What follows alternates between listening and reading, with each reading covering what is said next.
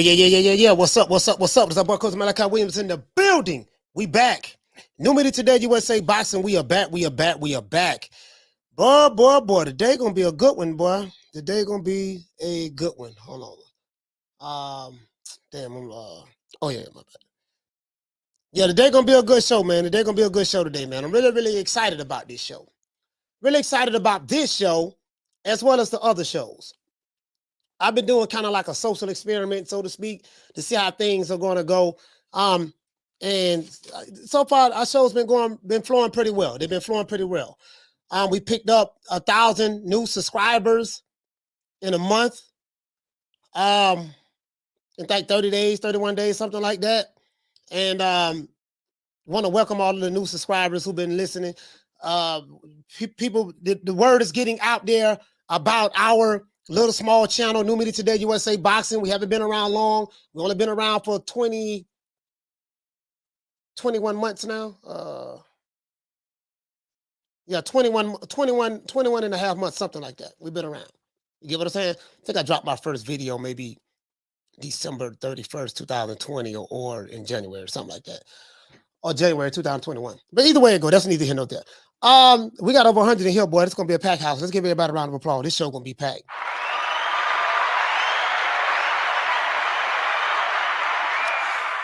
Yeah. Feeling fly. He said, Coach called it. Fight not happening. Everybody feeling some type of way. You got Team Spence says Terence Crawford is ducking. He ducked Spence. He didn't want the fade. That's fine. People have a right to feel the way they want to feel. We have Team Crawford that says, hey, Crawford can't be sitting around waiting forever. He need to have a fight. Instead of sitting around waiting on Bob Arum. Not Bob Arum, Al Haymon at this point, since Al Haymon is Errol Spence's boss. So everybody feeling some type of way about it. Everybody think they know what's going on. Everybody think that they got it figured out and stuff like that. And that's fine. Everyone is entitled to their opinion. What I'm learning about my shows is this. You guys know I'm very opinionated. I talk a lot of shit, stuff like that. I'm very opinionated. But what I've been doing lately is I'm gonna go ahead and open up the phone lines and let the people call in and talk. I like to hear what the people have to say. But today we're gonna have Rick Glazier on the show. Rick Glazier is gonna be on the show. So I'm gonna interview Rick for about an hour and then go through some things and we're gonna go from there. Let me read this here. Spence Crawford fight is dead. Dead as a doorknob. Dead as a doorknob. I predicted this December the 16th, 2021. I have a video right here. Floyd Mayweather said that Spence Crawford fight will happen maybe at a later date. That's what he said, right? And Floyd Mayweather is who? Floyd Mayweather is one of the bosses of the PBC. He's an investor. And if you work for PBC, even if you're just dealing strictly with Al Haymon, you're working with Floyd Mayweather. That's what he said. And guess what? No one has refuted that. True.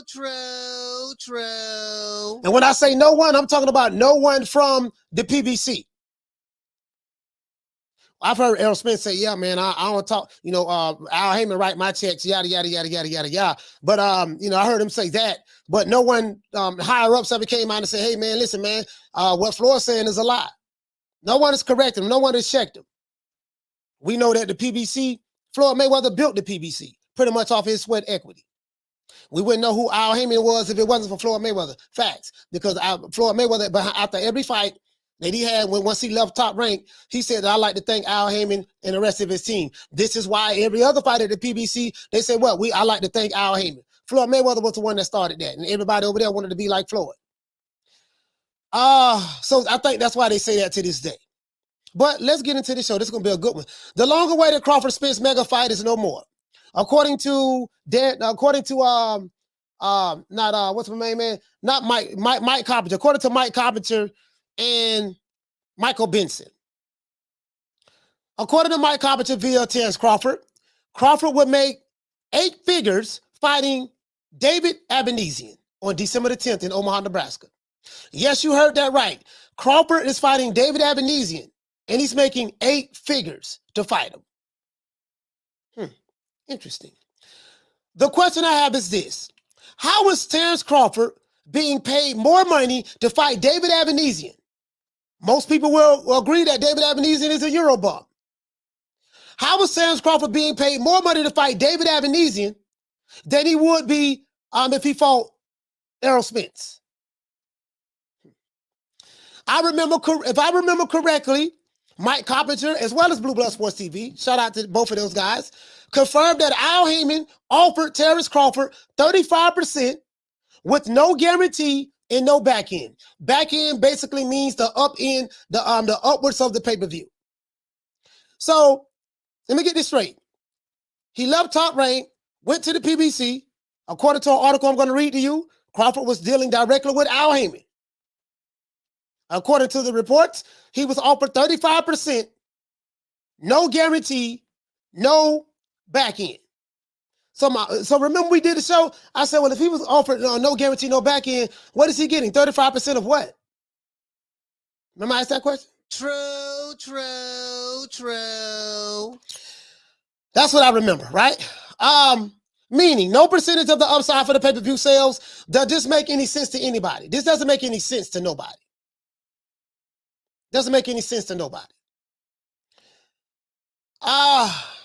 So apparently, Crawford has moved on. Errol Spence will be moving on to either Keith Thurman, Boots Ennis, or Stanionis. More than likely, if I was a betting man, I would bet that he would be fighting Keith Thurman next. Rick Glazier will be on the show shortly. But no Bob Arum, no ESPN, no wrong side of the street, and we still have no fight. So if your team PBC or team Spence, Crawford is the duck, he was scared, shaking like booty meat, yada, yada, yada, yada, yada, yada. You guys are probably totally ignore the 4 years that we've been talking about this fight. And that's fine. You have a right to do that. If your team Crawford, you're saying, man, Crawford been waiting 4 years to try to fight this dude. They say leave Bob. They say it was on the wrong side of the street. They say he's out the wrong promoter. They say he fought on the wrong network. They say he got to leave Bob. They say he got to take 60-40, 70-30, 80-20. Take whatever we give you. He leaves Bob. Come to the side of the street. Talk directly to Al Haymon. And according to the reports, he was offered 35%, no guarantee, no back end. So basically, he went to Al Haymon. He was offered 35% of nothing. Because I don't know where he's going to get some money from if that was the offer. True.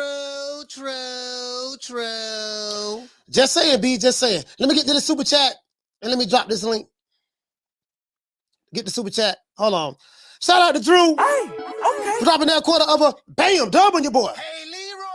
Super chat received. Playtime's over, boy. What does that do? You say BLK Prime is a black-owned investment fund. Is what you say it's owned by black investment fund, by black-owned investment fund. And McConnell is trashing the app and Crawford for doing it. That's interesting. We're going to get into that. We're definitely going to get into that. Shout out to Mr. Warren. Mr. Warren is in the building. Shout out to Mr. Warren. It is what it is. Let me go ahead and let my guests on. Get ready to let my guests on. Hold on, let me go ahead and do that. But I want to run something by you. Right quick before we do that. Let's do this. I want to run something by you right quick. This company is a black-owned company. This is a black-owned company. This is true. Let me do this right quick. Gotta do this. And I want you guys to hear something. As a matter of fact, that's at the 6-minute mark. Let me refresh this. That's at the 5:40-something minute mark.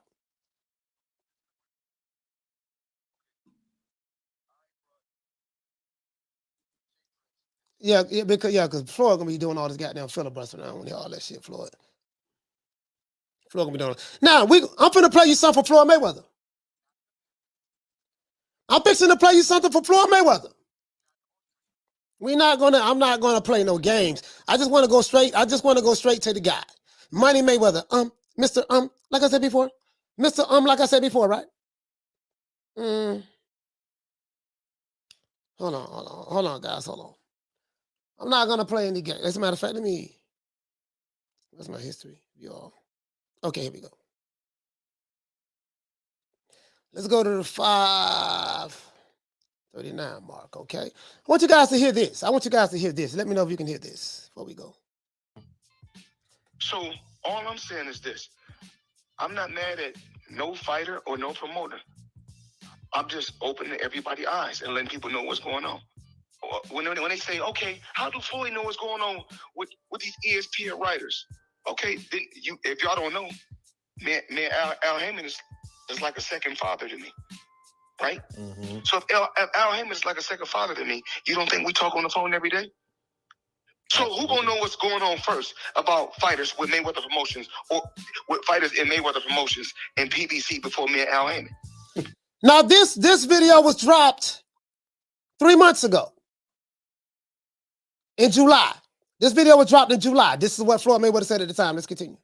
Right. That's it. That's the top of the food chain. So a lot of times when I say something, they're like, "Oh, Floyd don't know what he's talking about." Oh, how would he know? Okay, once again, me and Al Haymon is partners. I can't be in a fight game for 26 years and not be a shot caller. Change the whole, matter of fact, change the sport of boxing. Let's get the lights up. Be a shot caller. Yeah.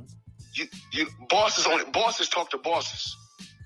So like I said before, anytime when fighters can when fighters are like, oh yeah, anybody can use their symbol. Everybody got a symbol that they could put up on a backdrop. That's okay. But you cannot have a promotion company until you can advance a fighter $3 or $4 million. I do not own the rights to this material for educational purposes only. Coach, where you going at with this? I'm going to show you exactly where I'm going at with this. This is what Floyd Mayweather said. You know, the people who say they own bosses, this is what Floyd Mayweather said. Let's go. If you can't do that, then you just got a symbol. If I tell you something, that's what it is. Mm-hmm. If I tell you something, that's what it is. You're going to tell me I gave this sport almost 30 years as a professional, and I made the moves that I made for me to sit on the phone or for me to do interviews and lie? Right. Well, and like I said. Listen, I'm proud of these young fighters. All right, so this is Floyd addressing that. When he say that something is not going on, when he talks about the reporters who putting stuff out there basically saying that this fight is going down, this and that, he's saying, listen, man, I'm telling you, there's nothing going down. Do you remember when Floyd said that? Where am I going at with this? Oh, yes, I got something for you. Before we bring Rick Glazier on, I got something for you. All right, this is another one right here. This video came out October the 7th.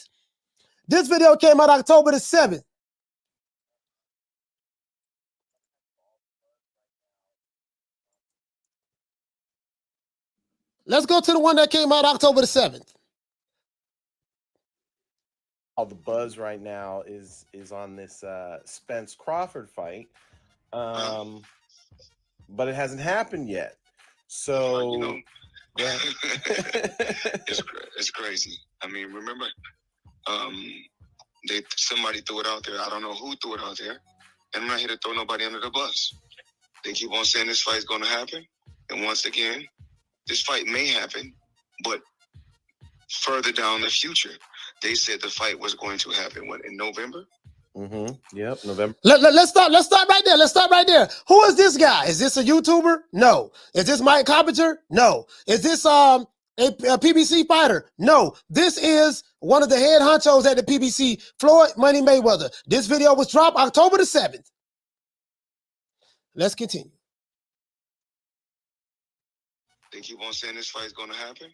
And once again, this fight may happen, but further down the future. They said the fight was going to happen, in November? Mm-hmm. Yep, November 19th, I think. November 19th. So that's basically almost, we'll say, but a month away, okay? A little bit over a month away, okay? 6 weeks, whatever. Mm-hmm. Right? No press tour. No.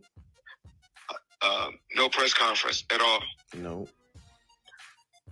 Spence didn't post about it. No. Crawford didn't post about it. Mm-hmm. So please stop listening to these inaccurate writers writing about things that they don't know about.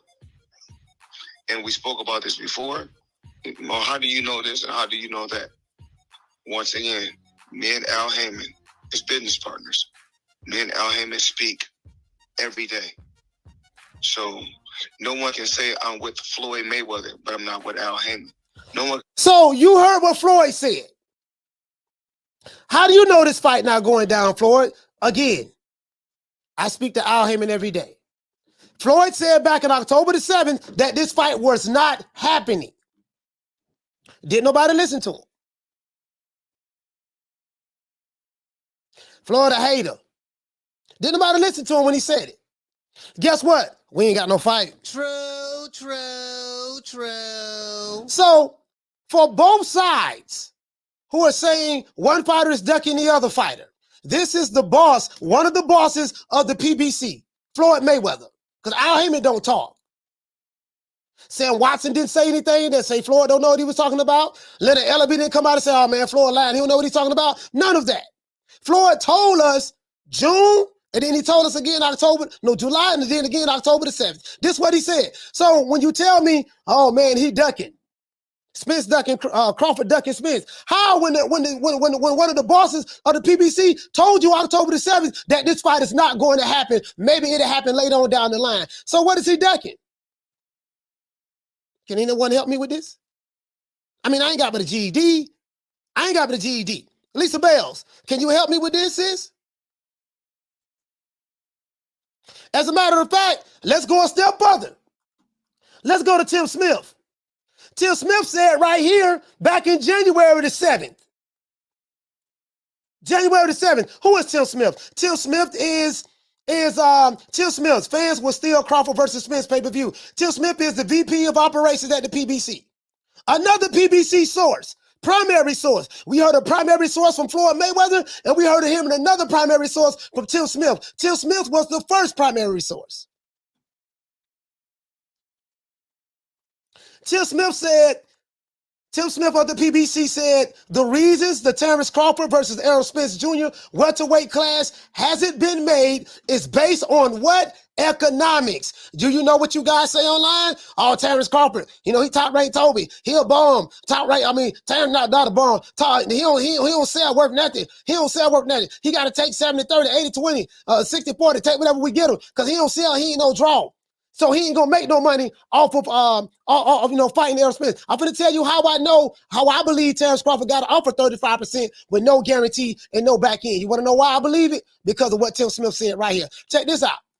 He said Terence Crawford versus Errol Spence welterweight class hasn't been made is based on economics. Smith believes that the boxing fans won't purchase the fight, so they want to try to throw it on us.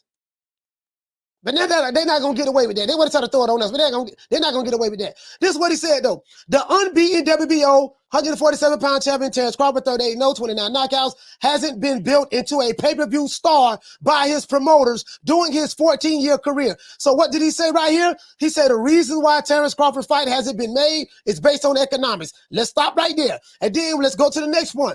Why did he say that? He said because Terence Crawford has not been built into a pay-per-view star. So they're justifying, letting you know why this fight is not going to happen. He hasn't, the economics, and he hasn't been built into a pay-per-view star. They told you back in January the 7th what the hell it was going to be. As you can see, this article was written when? January the 7th, 2022. True. But let's continue on. Smith says Crawford will want too much money for the fight with Spence to be made, and the fans won't support it by purchasing it in high enough numbers. This is what he said. He says, and you don't really want to insult a guy like Terence Crawford. What kind of insult is he talking about? 35%, no guarantee, no back end money. So what are you getting 35% of? No guarantee, no back end money. Where's the money coming from? How is he going to get paid? Just take what we give you. Sign the contract. Let's go, right? So they told you right here, economics. You don't really want to insult a guy like Terence Crawford, who is a tremendous talent, and I'm not taking anything away from his talent. Right? This is what he said. He said, and this is what he said when asked why the fight hasn't been made yet. He said that back in January. True. That's what he said back in January. Let me drop this link. I got some more receipts. I got some more receipts. I got some more receipts. I got some more receipts. I got some more stuff. Now go to the link.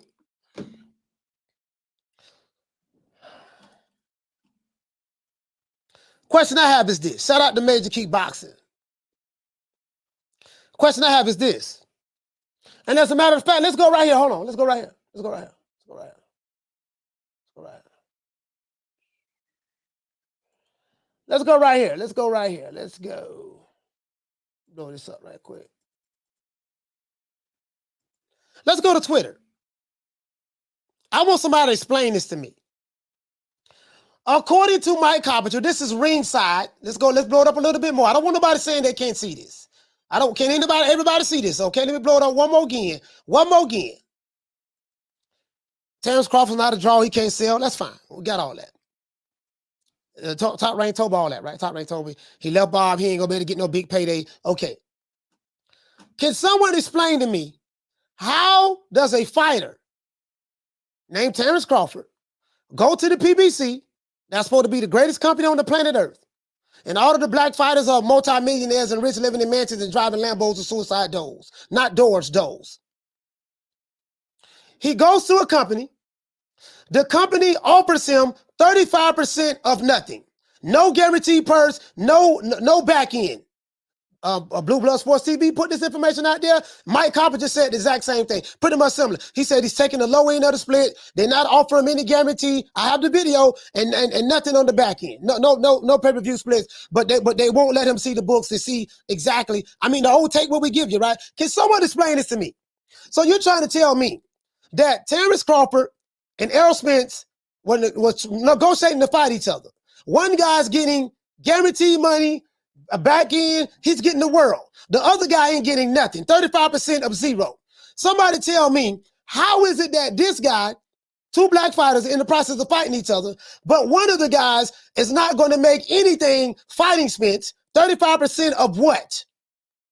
35% of what? 35%, no guarantee, no back end, but he's going to make more money fighting a Eurobomb and David Avanesyan. He's going to make 8 figures. Let's read this right here. How in the hell is an app named BLK Prime is able to pay Crawford a career high 8-figure purse fighting this guy? But he can't make $5 fighting Errol Spence, who's supposed to be one of the best fighter on the planet Earth?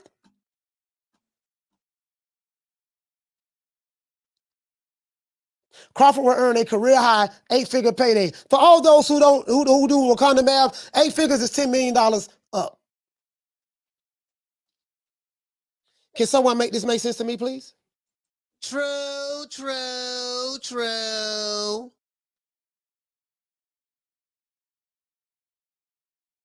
Now, I don't know what's going on. And when it comes to the business aspect of it, I don't care because I don't know what's going on. Guess what? Me as a fan of the sport of boxing, we still ain't got no fight. True, true, true. By popular demand, the guy who everybody loves to hate, Rick Glazier.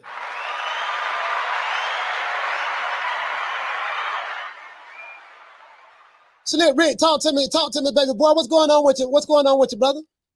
Just a relaxing Friday in the Waynesville, New York, and beautiful autumn day, and 62 degrees, sun shining, and glad to be on your show with you again for all your great viewers and all my haters.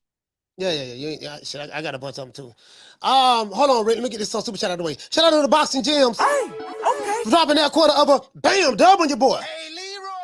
Super chat received. Playtime's over. Boy. He said, who would take that deal and just wait 65-35 in 2023 is the best question, Coach. You know what? I don't know, man. You gotta, hey, Boxing Gems, it's crazy. So, Rick, let's get right into the meat and potatoes of this.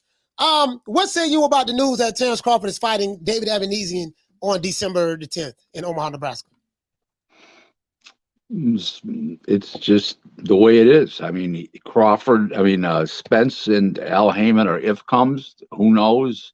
There's no money there. There's no guarantees. It may happen. It may not. Crawford's been inactive since November 20th of last year. And has got a signed contract now for a fight. He's going to make quite a bit of money, guaranteed.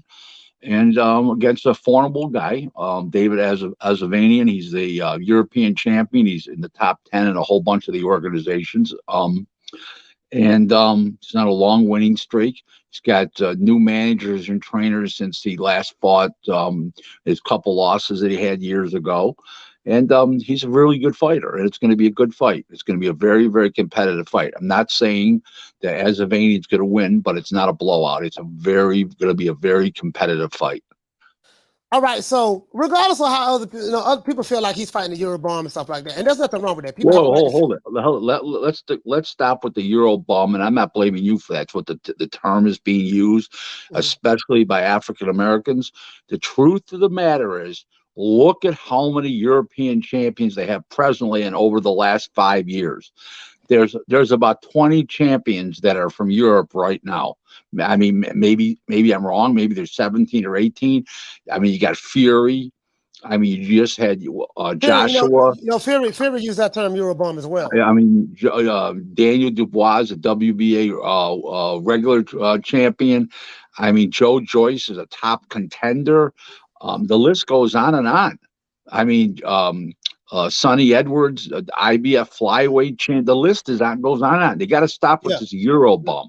What I'm saying, Rick, is this. I get what you're saying about Eurobomb and stuff like that. People have a right to say what they want to say. I know you want people to. I know you want people. I get your point. I get your point. But what I'm saying is, if people feel that way, they feel that way. There's nothing that you or me are going to say to change their minds. I want you to understand that. But he's getting I had you on this show a couple of times, and you predicted that the Crawford and Spence fight won't happen. And you broke down why it wouldn't happen. You said that the offer that Crawford was getting was a terrible deal. Come to find out from what we've been hearing from Mike Coppinger and Blue Blood Sports TV, that they offered Crawford 35%, meaning Al Haymon, because he was dealing directly with Al Haymon. He wasn't getting any guarantee money, and he wasn't getting any back-end money, meaning the upside of the pay-per-view. And the question that I asked you was, if he's not getting any guarantee money and back-end money... There's a misconception. Go ahead. If he's getting 35%, he's getting the profits. He's getting 35% of the total net profits of the show, including the pay-per-view. Okay. So 35% would be the upside of the pay-per-view. Everything. It's upside of the whole show. It's not upside of the pay-per-view. It's the net profits from gross revenues. Okay. Before taxes. All right, so that wasn't reported. What was reported was he was getting nothing on no guarantee and no back end. So you cleared that. Impossible. Oh yeah. So no one is going to fight for free. That didn't make sense to me. That didn't make sense to me at all. On October the 7th, Floyd Mayweather did an interview with Fight Hype. Floyd Mayweather specifically said that this Terence Crawford, Errol Spence fight is not going to happen. Maybe it'll happen later on down the line. He said, but all the stuff that Mike Coppinger was saying and other people was putting out there, he said it was simply not true. This fight, he said that if he doesn't announce it, then don't believe anything you hear. The fight is not happening. Now, regardless of what you or anybody may feel about Floyd Mayweather, so far, he's been spot on. We have no Terence Crawford Errol Spence fight. Now, online, fans are saying... I've been as spot on as he has been. Right, I know you have. I was getting to that, well, but you cut me off. You said it as well. Steve Kim said it as well. Said it as well. And the bottom line is this: we don't have a Terence Crawford Errol Spence fight. Now, fans of Terence Crawford feel that, hey man, the man been waiting since 1979 to try to fight the guy. He left his situation with the Al Haymon. Al Haymon's supposed to be the magic man. They couldn't make it happen.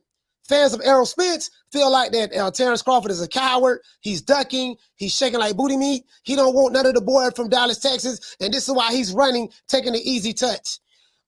Both sides are wrong. I know that for a fact. Both sides are wrong. But what say you? What was the common denominator? Why this news? Why this news come out now? Why all of a sudden now? Because Well, just a because couple of days ago. Terence Crawford smartened up and realized this fight's not happening. I mean, he hired a second lawyer to make this fight happen. He said, he probably said to himself, "Listen, I'm not speaking for Terence. Obviously, I have no association with him, but he probably said to himself, this ain't working with this lawyer. Let me get another lawyer. He's got a second lawyer to try to put this fight together." Al Haymon put up stumbling blocks, roadblocks. He put up, delayed tactics, everything. And here we are now. There's no fight. There was never a fight. The fight was in Terrence's and Earl's minds only. I believe at one time Spence wanted this fight, and Haymon heard from enough people that Spence was going to lose, and that game was over. So he talked Earl out of this fight. I believe he did. Or he's a complete con man, and he's telling him it's all Crawford. I don't know that. I have no way of knowing that, but something's wrong there. Something's amiss. I mean, it's like having a 12-cylinder Jaguar with 8 spark plugs. Okay, so we have this is funny because Floyd Mayweather, no, Tim Smith. What do you think about the article that Tim Smith gave back in the day? Let me see, about January the 7th. I had a receipt right here. Tim Smith did an interview with Boxing News 24, and he specifically said that Tim Smith of the PBC, I'm pretty sure you know who that is, says the reason the Terence Crawford versus Errol Spence junior welterweight class hasn't been made is based on economics. Smith believes that boxing fans won't purchase the Crawford Spence fight. Instead, they will pirate it and they won't pay.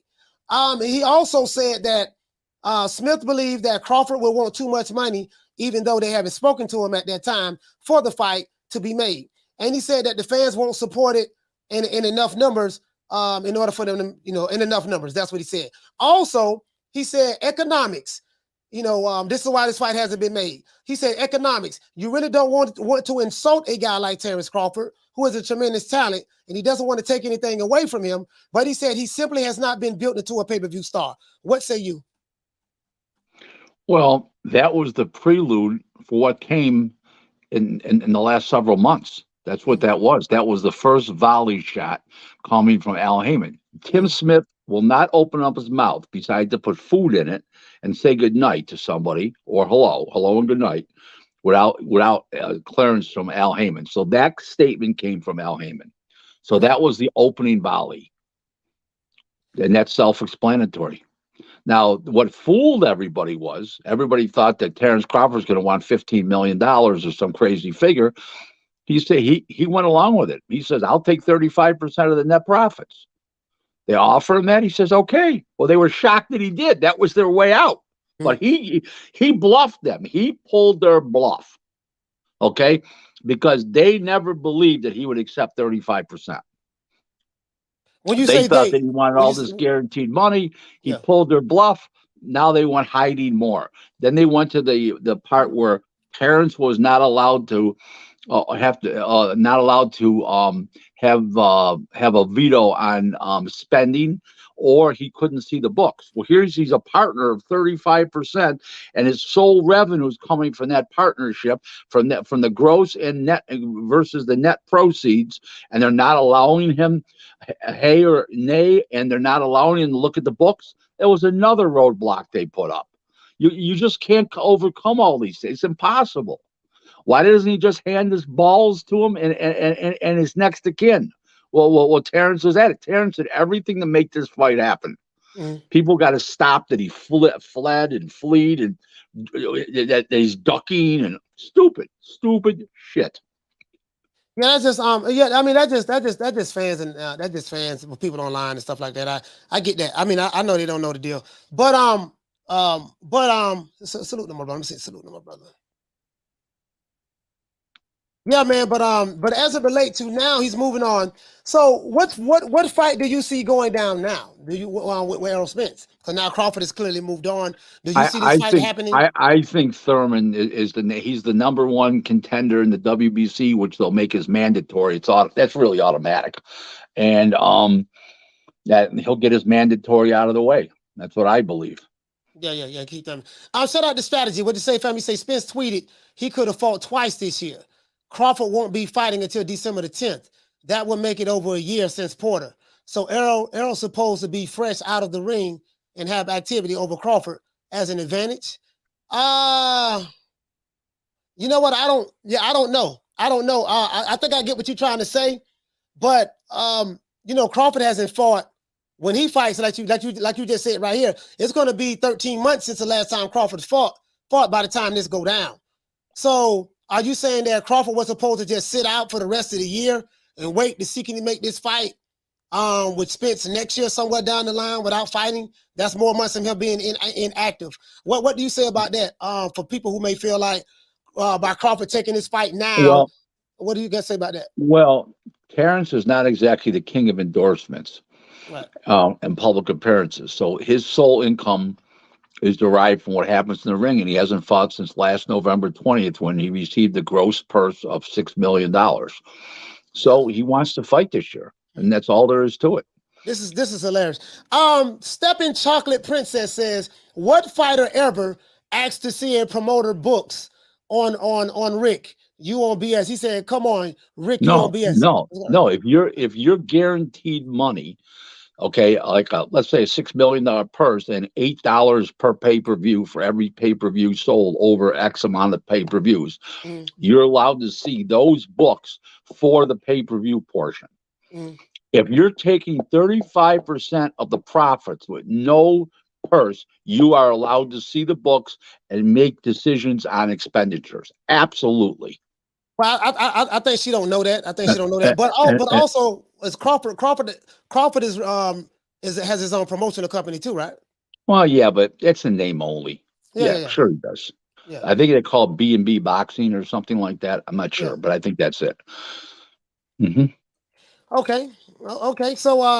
So you just educated us on something. So a fighter does have a right to see that. Absolutely. Evidently, if under those two circumstances. So in other words, if it's a flat fee and the percentage and let's say $8 a home on the pay-per-view, right? Yeah. They're allowed to see the pay-per-view numbers and those revenues, not the rest of it. If he's in on 35% from the bottom line to the top line, he's allowed to see all the books and call his shot and veto expenditures, unreasonable expenditures, I should say. You know what, Rick, I don't think I'm going to believe you. I think I'd rather believe some YouTube accountants and YouTube managers. I think the YouTube accountants, the Twitter accountants, and the Twitter managers, they know a lot more than you about boxing and the boxing contracts. They're not a fighter. A fighter doesn't have the right to look at those. I don't think you know what you're talking about. What say you? Well, I'll be in business full time in boxing as a career professional for 32 years. I'm a boxing lifer, and I think I know my business after what will be 32 years, January 1st. So that's all I do. All right. You know, the guy, I don't tell people how to move things around at Kmart or was it Walmart, and I don't tell people how to be a janitor. I don't tell people how to be a school teacher. I don't know anything about that. I just know boxing, and they should stay in their lane. Okay, all right. Well, I think YouTube, you can be anything. So you say that I just keep thinking about what Tim Smith said on January the 7th in the article, and I keep thinking about what Floyd Mayweather said. So these leaks and reports that we have been hearing, we have they're not leaks and reports. Right. That's stuff that's fed to the press by their operatives, which is Floyd and Tim Smith by Haymon. Okay. They wouldn't be talking like that if this just wasn't coming from Haymon.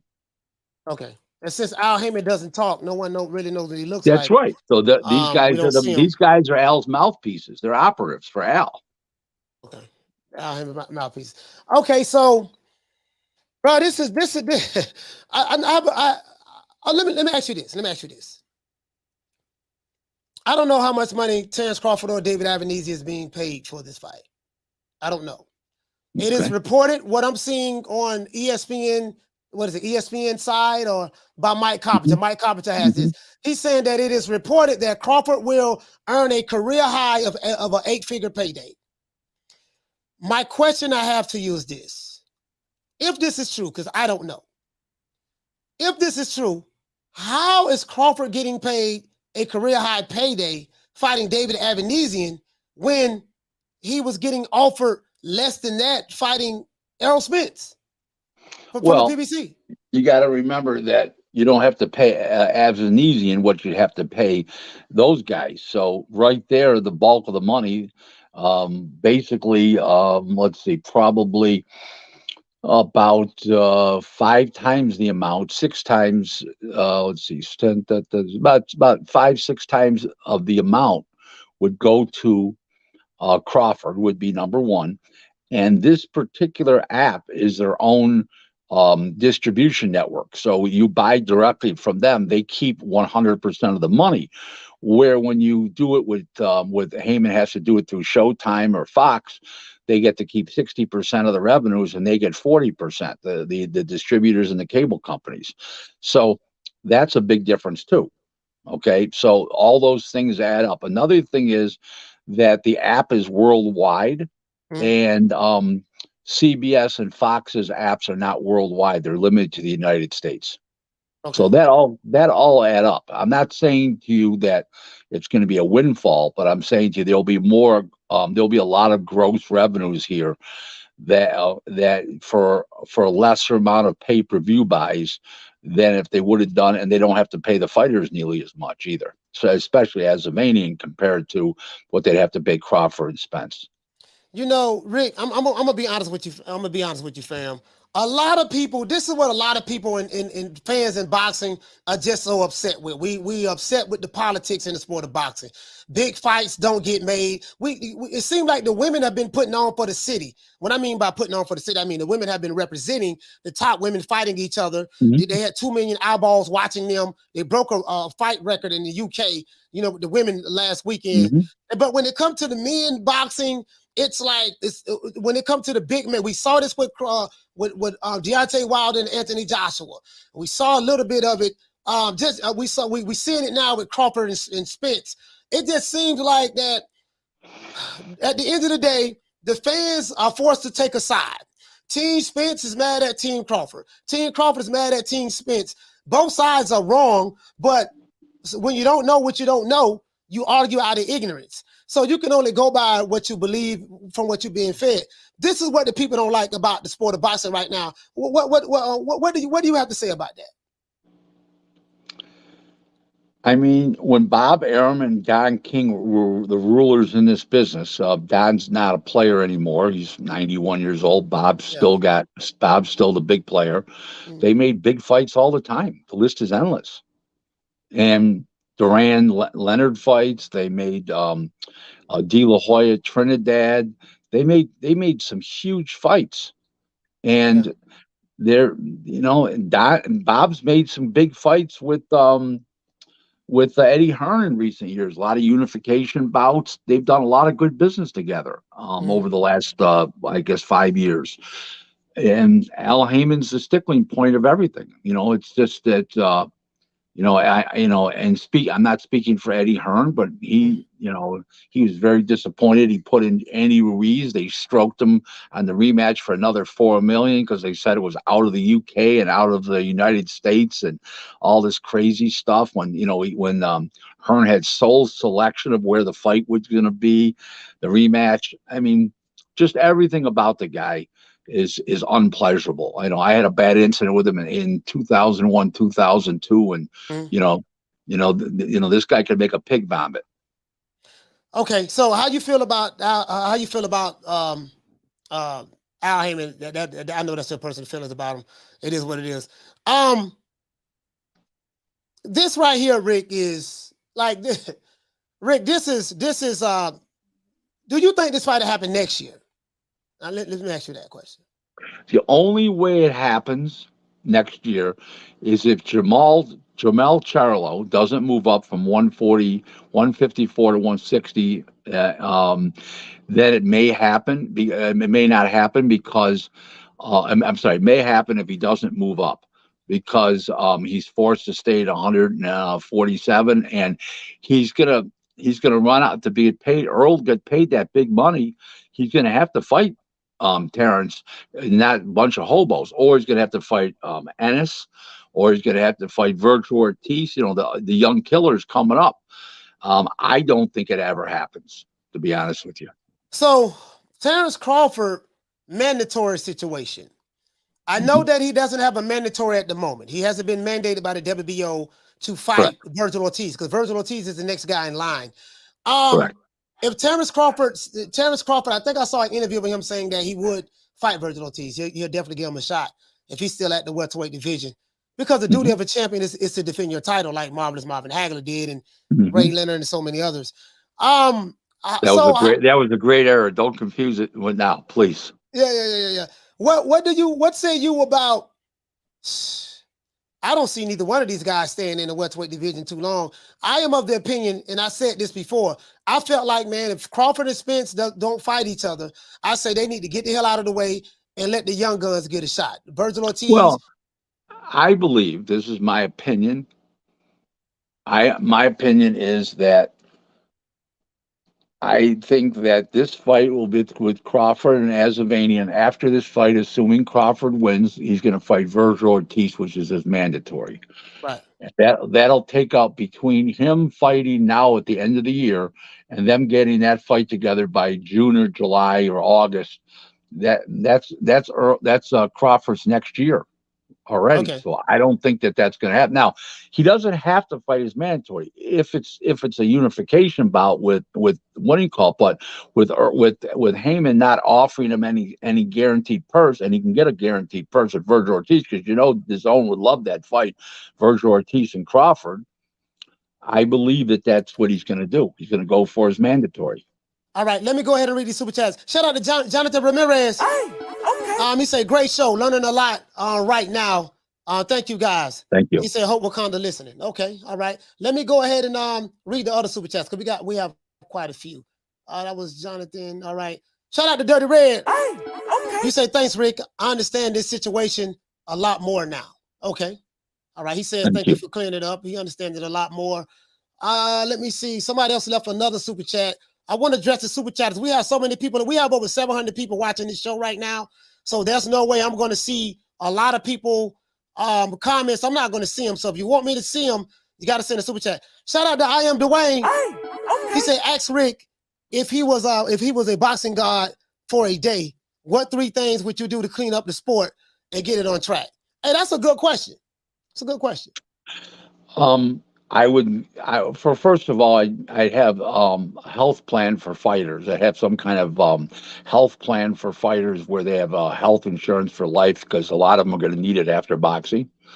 And include the other benefits such as a pension, and also some kind of learning situation where they could go to a technical school of some type for free after their boxing career is over, if they wanted to learn a technical skill. If they, assuming that they didn't have a lot of money when they left the sport. So that's one thing I would do. Number 2 is I would mandate that X amount of dollars would have to be allotted for the undercard for every show. So let's just say it's a $20 million main event. Okay, then you've got to put $2 million, 10% into the undercard, minimum thereof, a minimum of $2 million into the undercard, so on and so forth. I would definitely do that, including the off-TV fights you don't see, because those guys are not making them, and even on big shows, those guys make peanuts. So those are 2 things I would do. And the third thing I would do is I would have some kind of unification, but undisputed thing where every 2 years somebody would have to fight their a unification bout, not only a mandatory, a unification bout with one of the other champions, and if not, you get stripped of your title. Okay. That's the way it should be done. I mean, that would create more competition, better fights, and fights fans want to see. Okay. Yeah, I wouldn't have a Jamal Charlo situation, the 160-pound JERMALL. I would not have that situation at all. That completely pisses me off. So you would definitely, if I can answer that question as well, brother. What I would do is I would make everybody who have a belt, all the champions have to fight. You got to fight everybody in the top 10. If whoever your number one contender is, you have to fight them. Unless you're having a unification bout. If you're not having a unification bout, you're gonna have to defend that title at least. I would probably say at least twice a year. I want to see the fighters fight twice a year. That's what I'm just saying. That's what I would say. Yeah, Sitting I mean, around Jamal hasn't fought in 16 months. They said that he was injured. He wasn't injured. They wanted to cut his money down compared to what he's been making because Showtime's on the skids financially, and that's what you got. He sat out, made zero. Brilliant guy. Yeah, You can tell he's an economics major on a street corner. So fighters who don't fight a lot, fighters who may fight once a year or once every 18 months, from what you know, and I guess it's dependent on whatever the fighter's expenses are, what their lifestyle is and stuff like that. A fighter such as let's say a Haymon Mugia, if he doesn't fight, or just any other fighter, let's say a Lomachenko or even a Jamal Charlo. Let's say if they don't fight, what are they to do in order to make money if they don't have anything going on the outside? Well, would you advise fighters to get their own businesses? A guy like Manguilla is a little bit of a hero over in Mexico. Not a national hero, I wouldn't call him, but he's at least a regional hero over there. So he can make public appearances and, go to schools. They'll pay him to go to a school and talk to the kids, the community leaders and, the Chamber of Commerce, they have things like that over there also, not only in America, but they have in Mexico. And those guys can turn a buck doing that. Nobody's paying Jamal Charlo to do anything. Nobody's paying Demetrius Andrade to do anything.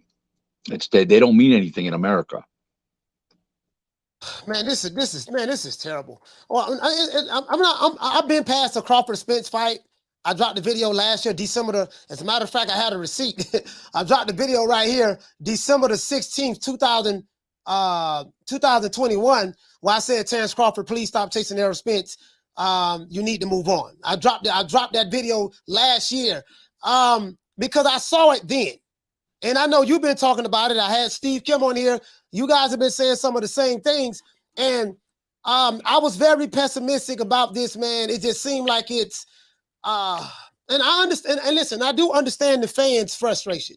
If your team Spence, their argument is, man, Crawford, Spence ain't never had no problem making a fight. But as soon as Crawford come over there, now all of a sudden he can't make a fight.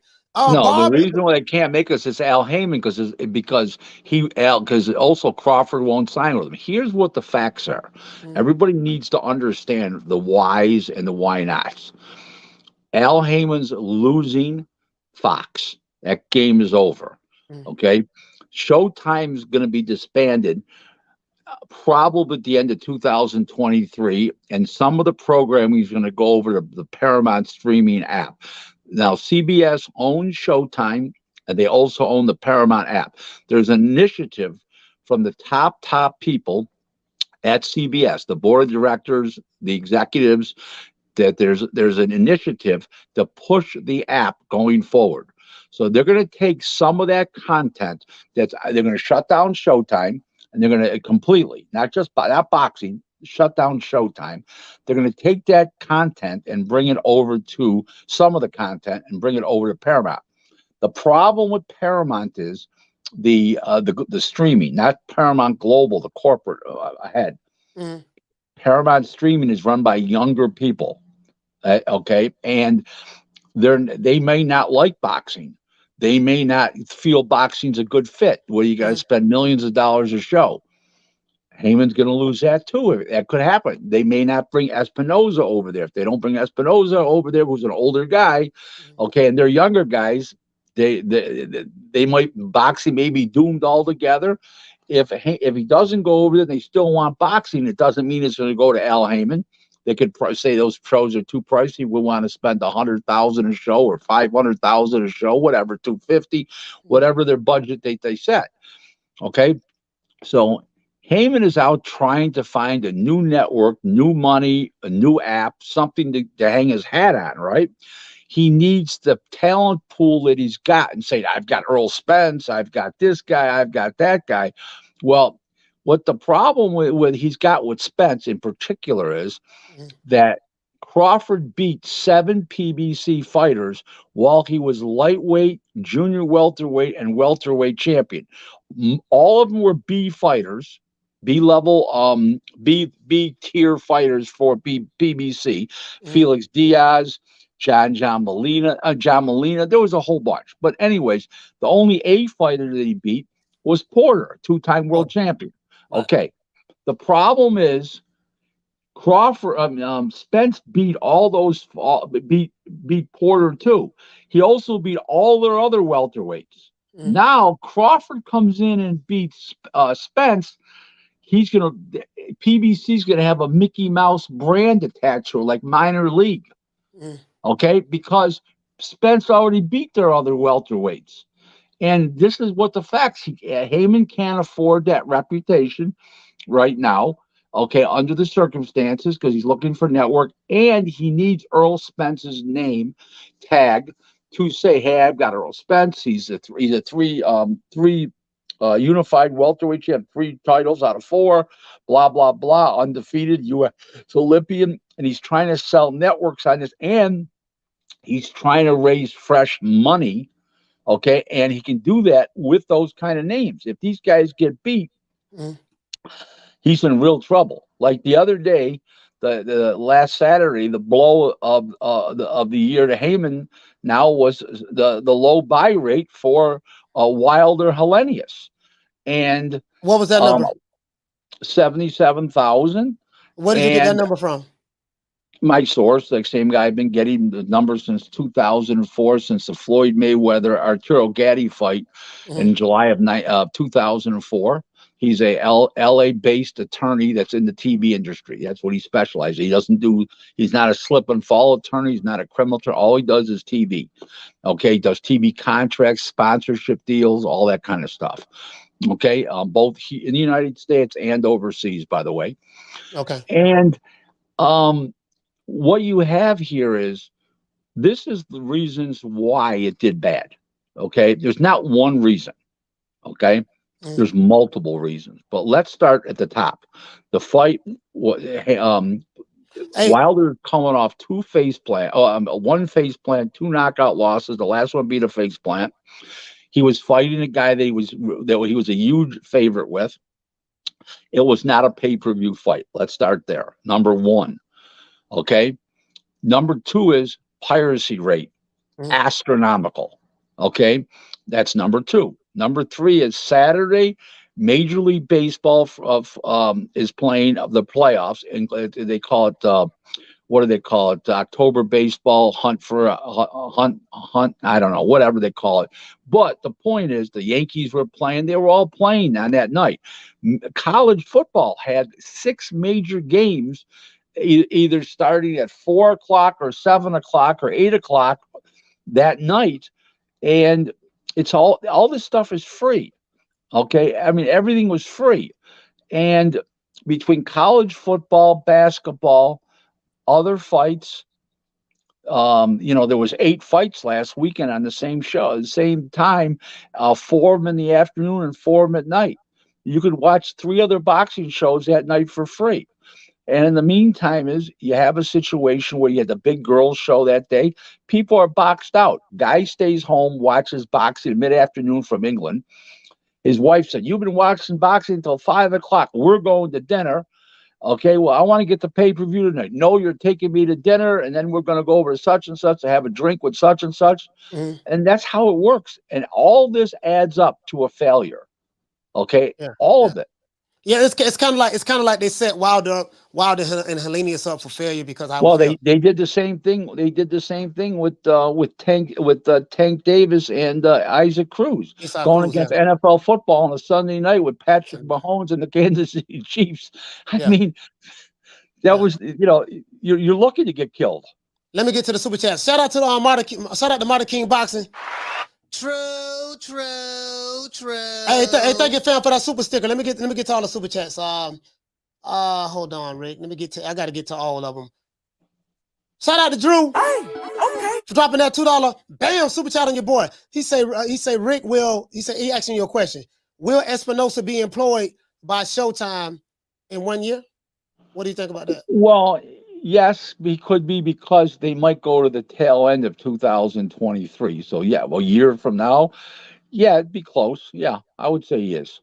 Okay. Let's see. We have another super chat. And don't forget, he's a lawyer by trade. He could maybe they stop the boxing and he goes to work for CBS in their law division. There's a lot. I mean, so would he have the same position a year from now? That's iffy. Could he be working for CBS still? Yes, because he's an attorney by trade. Yes. Okay. Shout out to Wakanda Tax Collector for dropping that quarter of a dub on your boy. Salute to you, fam. Let me go down. We have more super chats. I got to get to everybody, man. Let me see. Shout out to Drew for dropping that $2 bam super chat on your boy. He said, Rick, any new network, any new networks that you know that would want to see PBC P&L docs? You know, the profit and loss? No. They're a damaged brand in the TV industry and boxing business. Okay. Shout out to Jose Rendon. He says Rick spitting fire. Salute, Rick. Hold it. I'm spitting fire. You're only putting $1.99 in there. I'm not getting any of this money. This is for Coach. Come on now. Man, it's to make a living. Come on. It's from YouTube. YouTube get 30%. And YouTube get 30%. So, you know, but yeah, I mean, it definitely helps, but I make my own money, my own business. So I'm good. Shout out to Alan Maddox. What you say? 77K bomb squad bomb. Number one, he say no one paying for Helenius. Left my behind off. Yeah, but Alan, what Rick was saying was, it was the fact that, you know, the fight was kind of set up for failure. But Wilder, I think Wilder would have did more than that, to be honest with you. But because you had Katie Taylor, not Katie Taylor, you had the women's card over there in the UK going on. They did 2 million views over there. Carissa Shields, Savannah Marshall, Alicia Baumgartner, and Michaela Meyer, they did really good over there. And then Devin Haney and Cambosos fought in Australia. And then that was another show that was against it. I mean, they set themselves up for failure. Yeah, they kind of set the Wilder Helenius up for failure. Shout out to Jose Rendon. Oh, I already read that one. You said Rick spinning fire. Let me see, Rick. Do I have any more super chats? I think that's it so far. These guys that are putting it at $1.99. Did they ever hear of the word inflation? Alan Maddox. Oh, there go Jose Rendon again. Shout out to Jose Rendon. What you say, fam? You say, is this better, Rick? He says, yes. Better? Oh. Yes, look at this. Yes. Yeah, man. Shout out to Golden. Mr. Golden in the building, Mr. Golden. So the future of pay-per-view, basically because of all of the streaming, and I've been saying this for a while, because everyone is going to suffer from people really not buying pay-per-views. In North America, who do you see that probably sells the most pay-per-view from what you've seen just in North America under these circumstances? Well, there's two, Canelo and the first going forward, Canelo. But the second Wilder fight, Wilder Fury fight. The second one was Fury won. Right. That did really well. That did like 855 or 875. I can't remember. It did very well. But you know, the Canelo fights do well. As a matter of fact, they did more than that worldwide. If you add the, because I think Tyson. Well, you get when I talk pay-per-view numbers, you only talk United States. Here's why. Okay, when you're selling like in the UK and stuff like that, that's people are buying those rights. Companies are buying those rights over there, and then they're reselling them. So let's say Sky TV buys the rights outright for the show, and then they resell it. Give you an example. Okay, so it doesn't have anything to do with the U.S. numbers. Okay, shout out to Jose Rendon. We say, is this better? I already read that one now. Let me go down to here. Let me get some more. Shout out to World Comeback Sports for dropping that half for bam dub on your boy. What you say, World Comeback Sports? You said informative boxing dialogue. Shout out to New Media Today, USA Boxing, and the best insider, Rick Glazier. Brush the haters off. Hey, World Comeback, boy. I see they thinking here today, boy. I say I have the entire Alphabet community here, Alphabet Boy community here today. Shout out to B. Lawrence for dropping that quarter of a bam dub on your boy. He say stars in the U.S. need to go to the UK, etc., and set up shop. If these guys continue down this path, MMA will put them out of business. Hey, Rick, that's a good point he brought up. I am an advocate of American boxing fans going overseas establishing their name and brand in the UK. The You reason mean why you said boxing fans? You meant the I'm fighter? not, yeah, not boxing fan. No, Right. box. I mean the fighters. Yeah, the fighters. Well, what you think about that? I thought that I thought Crawford and David Avanesyan would have been a great fight for Europe. So yeah, I feel that way. Yeah, because they do draw big crowds over there, and with big names coming over like Terence Crawford, like most people have never seen him in person on on TV, yeah, but not real live in person. So I would say that would be a good possibility, for fights going forward. But most of these guys don't want to travel, and they feel they're going to get robbed, and they're scared. And there's another issue that nobody talks about. When an American fighter fights over there, they take 30% of your purse for taxes. Just like if they come over here, they take 30% of their money.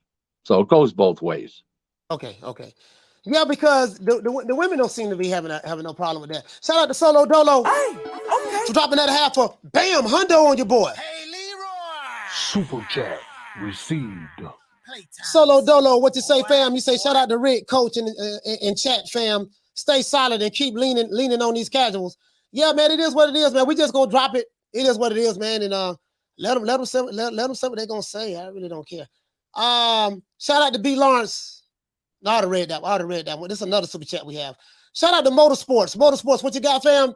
You say, thank you for the clarity. We need people like you, coach. Yes, sir. I really appreciate that, fam. I really appreciate that. So for the record, when you hear these fans, these boxing promoters, these YouTube promoters, YouTube accountants, YouTube managers, YouTube promoters, I like to say, and these YouTube executives, when these guys say that fighters, I've never heard of a fighter asking to look at the books. Well, there's another reason for that. I was thinking about there's another reason for that, because he's his own promoter. Where Bob Arum, if Bob Arum was the promoter, his promoter, he would have the right to look at those books. Yeah. So nobody'd even realize it, because there'd be no argument. Al Haymon tried to fuck Terence Crawford over. That's what it was. Fight for free, and then we're going to fuck you on the proceeds. That's all there was to it. It's clear and state. And if people don't see that, I'm sorry. Go right. You must have rode the little yellow bus to school daily if you don't get that. Shout out to I didn't ride that bus. Oh yeah, I'd have read that one there. Shout out to Eric 1984. Okay. What you say, fam? You say, coach, he said you took 70-30 from YouTube, signed the contract. Hey, 70-30. Hey, YouTube sent me a contract. Hey, that's for all content creators. Anybody that's a content creator on YouTube, no, YouTube gonna get 30%. Shout out to Texas Bulldog. He said King Kong chose Avanesyan. Okay, so he's saying Terence Crawford a duck. Okay, that's when King Kong chose him. What do you mean? What does that mean? No. He's saying no. I have a saying. If you tell me your fight is King Kong, you better be fighting Godzilla. If you tell me your fighter, he didn't choose him. The promoter did. The streaming app chose him, not Terence Crawford. They presented it to Terence Crawford. Yeah, but either way it go. They presented it to him. He accepted it. It is what it is. But I get his point. Shout out to Wakanda Tax Collector. Okay. What you say, fam? You say Rick. I'm from Cyprus. The price of the zone is only $2. Oh, $2 a month USDA. Nothing like this existed before the zone went global pricing. Pay-per-view resellers sell an average of $2 USDA. Also, $80 is ridiculous. I guess he's saying over here, the price that we pay for pay-per-views are just outrageous. What do you say about that? Well, they probably have a different system over there, where they're not paying the distributors and the cable networks. They're probably doing it on streaming, or they're doing it through their own device or some type of situation, where over here most of it goes through cable and satellite still, and some of it's now turned to streaming. So with the streaming, they get 100% of the profits, but we are overcharged here for the pay-per-view. There's no question about that. Okay, all right. So the future of okay, never mind. Shout out to Real Talk Boxing. Okay. He said, Rick, did you think Wilder versus Fury 4 what happened? Do you want to see that fight? Well, here's the best way to describe it. If Wilder beats Ruiz next, okay, and an eliminator, then Fury would be, that would be Fury's mandatory, would be Wilder. So yes, there's a possibility. I think there's a real possibility it can happen. And especially if Fury's open to a fourth fight, because he can make the most amount of money for, he knows he knows he'll win, and he knows that Wilder's not going to be the fighter that he was. Everything's going to be down. The punch resistance is going to be down. Everything's going to be down. There's another thing I want to ask you too. As it relates to that, I think if Wilder Fury 4 happens, I don't think that fight would be big in the U.S., even though I know Fury can't come over here, because I think we're kind of fatigued of it. And I don't even think Deontay Wilder's fan base want to see that again because they don't see what happened in the last two fights. It goes to Saudi Arabia probably. No, what I was going to say was I think that fight would be huge in the UK because that'll be their first time seeing that fight. But I think it'll be even bigger. It'll be even bigger money wise in Saudi Arabia. Okay. Shout out to Toon. Okay. He said, "Can you ask him the chances of Bud versus Ennis? What's the chances about Terence Crawford fighting Jaron Ennis?" None. Because Virgil Ortiz is his. Virgil Ortiz is Terence Crawford's mandatory. Virgil Ortiz is number one. He will be the mandatory. And in the IBF, Toon, there would be more chances of Jaron Ennis. I'm not saying this fight happened. Fighting Errol Spence because Jaron Ennis is the number one guy with the IBF. So you'll probably see something like that first before you see Crawford or Ennis. You'll probably see a Crawford versus the Ortiz first. Correct. So state of boxing, Rick. Well, what you got to say about the state of boxing right now? What you like about it? What you don't like about it? What needs to happen? Talk to me. Everybody's got to get together and make the biggest fights. We just can't get the big fights together. There's something that's always holding up a big fight, and it's normally the financial, the rights holders, of that fighter, whether it's Al Haymon. It's a problem. It's a real problem in the industry. Everybody's complaining about it, and Al Haymon's the common denominator. Like I said, Eddie Hearn's doing business with Top Rank, has been doing business with Top Rank. Golden Boy has been doing business with Eddie Hearn. It's everybody else is doing business. They're the common denominator. Sad, isn't it? Yeah, Rick, do you have any malice in your heart towards Al Haymon? Is there some kind of conspiracy you have against him? Any biases that you don't, He's pig vomit as far as I'm concerned. So, we had a problem 20 years ago. I was entirely right. Never apologized to me. Never congratulated me. He was wrong on one, and I was right on both. He was wrong on both, and he never thanked me. Never apologized. Never did anything. Treated me like I was an asshole. Well, guess what? You get what you sow. He went through $550 million. I've never lost a penny in boxing. I've made money every year. Well, you're talking about the hedge fund company, Wilder and Reed, who put the but that was 2015. It started in 2015, but he ran the money out in 2.5 years, and so it is what it is. Yeah, Wilder and Reed. I think they got bought out by a company. They got bought out by McGuire of Australia. Correct. Australia, Correct. Australia. Yep. So, all right, no Crawford, no Spence. That's not happening right now. It probably won't happen. Floyd Mayweather did say that the fight is not happening prior to this news. He did say that. He reiterated that. Tim Smith said back in January of this year that fight probably won't happen. It won't happen. So the people from the PBC have been saying all along the fight is not going to happen. I think the question that I have is this. You have Team Spence, Team Crawford, right? Online, they're arguing with each other. Everybody behind the avatars arguing at each other. Some people are getting threats, stuff like that. That's fine. That's what they do on YouTube. That's what they do on YouTube and on Twitter. You're on Twitter. You know how it goes on Twitter. Twitter's like the Wild Wild West, just like YouTube. But these guys are not fighting each other. The powers that be said from the beginning that this fight won't happen up top. So now I think that what makes the fans upset, this is where the fans get upset at. Because you got one team, Spence, that I want to say both sides do this. This is what's going on. Team Spence I think they suffer from confirmation bias. They only accept information that agrees with what they already want to believe, right? And then Team Terence Crawford, they accept information that they already want to believe.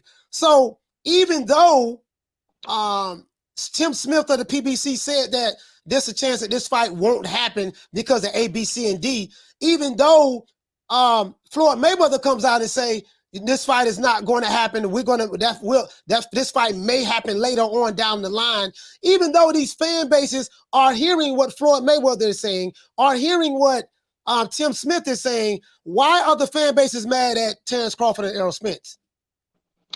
One word. What's that? Earl sexual. Earl sexual. Errol sexuals, okay. Shout out to Alan Maddox. Drop another half for bam, dub on your boy. He said, Coach, you know me. He said, Coach, you know me. You know I would have put more money in the super chat. He said, but I effed up and signed with the PBC right now. I'm hurting for money. Still waiting on Al. waiting on Al and Booger Ray to pay him by back end. Interesting, right, Coach? He waiting on his arm. He waiting on this back end. You know what I mean? Hey, you know what we need to do? Check this out. This is what we need to do. What you think about this? I'm the only content creator on YouTube. I don't did 2 shows dedicated to promoters fighting each other. Who am I talking about? My main man, Leonard Ellaby. Now, you know, I call Leonard Ellaby Booger Ray Leonard. That's my dog. Booger Ray Leonard is my favorite promoter in boxing. There's no promoter better than Leonard Ellaby. Hands down. Bob Arum, Frank Warren, Eddie Hearn, nobody. Hands down, right? As it relates to him and Eddie the Hitman Hearn, I want to see them. I want to see those guys fight each other. It's obvious that my dog Booger Ray don't like Eddie Hearn. It's obvious that he wants to smoke with Eddie Hearn. I have receipts where he said that he'll put hands on him, he'll smack him when he see him. What say you about, okay, we can't get Crawford Spence. Can we get a consolation prize and get Booger Ray Leonard and Eddie the Hitman Hearn? What you think about that? Well, no matter how Leonard dresses, he's still an old man. I mean, I don't know, Leonard's got to be 56, 57 years old by now. Hearn's in his early 40s. And I would, Leonard's not a tall guy. Eddie's a tall guy, and Eddie's good. Eddie jogs and stuff, and he's in good shape. And I can see Eddie punching down at Leonard and knocking Leonard stiffer than a prick. Man, you got me messed up, man. My dog Booger Ray. Listen, Booger Ray worked with Floyd Mayweather. He know the shoulder roll. I'm betting the house on Leonard Ellaby, man. That's one ride with. We need hold on. We need to get the lights up, guys. We need to get the lights up. Let me address the super chats. Let me see can I get to the people. Who want to ask questions, Rick. Shout out to the Martin. He said, ask Rick if Floyd is really an executive at PBC or is that cap? Hey Rick, what did you know about Floyd's position at PBC? He did say he is a partner. That's what he said out of his mouth. I don't know if you know. You have no idea, right? He may be. Al Haymon probably owes him money for his fighting days, and he gave him stock at a worthless company. I don't know. Okay. He could be. Okay. All right. I don't think Floyd put up any money himself. I think that it was probably money that was owed, and Al couldn't pay him, something like that. That's what I think. Okay. All right. I mean, you gave your opinion on it. So, Rick, thank you so much for taking the time out to show up on the show today. Let me see if I have anyone that want to ask some serious questions before I let you go. Let's see. If you want, I can't see this, guys. Y'all, we have over 700 people in here and less than 400. Like, we need 15 more likes to get to 400. So a lot of these guys, they came from somewhere everywhere. I got an idea where most of them come from. But any parting words you want to say before I let you go? My Twitter handle is at Real Rick Glazier 1. I've got over 5,300 followers. There's a lot of fake Rick Glazier accounts out there. Mine started in January of 2020, and I've got over 5,300. The other ones only have a few. The fake ones don't have many on. And answer all boxing questions, the good ones, the bad ones, the hard ones, the easy ones, and sometimes even the insane questions from the very insane. And Coach, love being on your show. If you could send this to my cell phone, I'd greatly appreciate it. When the show's over, your complete show before you started, before I even got on. How's that? Yeah, that's good. I do that. I'm also a fan of yours. All Rick, I appreciate that, man. Thank you so much for taking the time out of your busy day to come on the Great. show. I appreciate it, man. Everybody Salute. have a great weekend. Okay. Enjoy everything you're going to do this weekend. But most important, be safe. And I hope to see you guys next week right here if the coach asks me back on again. Thank you for having me. Yes, sir. Thank Salute. you for having me. Give Rick Glazier a round of applause. Yeah, we got to go in there. Let me drop these phone lines. Let me see what we need. I want to drop the phone lines. I want to hear from everybody, man. Hear from everybody. Oh, we got about 400 in here. I want to hear from everybody, man. Everybody. Anybody don't like it, want to call in, call in. Anybody want something to say, call in. As a matter of fact, let me get my pen ready. You know me. You know me, man. We got to keep the phone calls to 2 minutes. We have to keep the phone calls to 2 minutes because there's a lot of people in here, a lot of people in the chat, and I want to give everybody an opportunity to call into the show. Shout out to him, Allen Maddox. Hey, okay. Dropping that $2. Bam, super chat on your boy. Hey, Leroy. Super chat received. Playtime's over, boy. He said Booger Ray Hitman 100K pay-per-view buys, biggest fight in boxing. Shout out to Dirty Red. Hey, okay. Dropping that quarter of a bam dub on your boy. Hey, Leroy. Super chat received. Playtime's over, boy.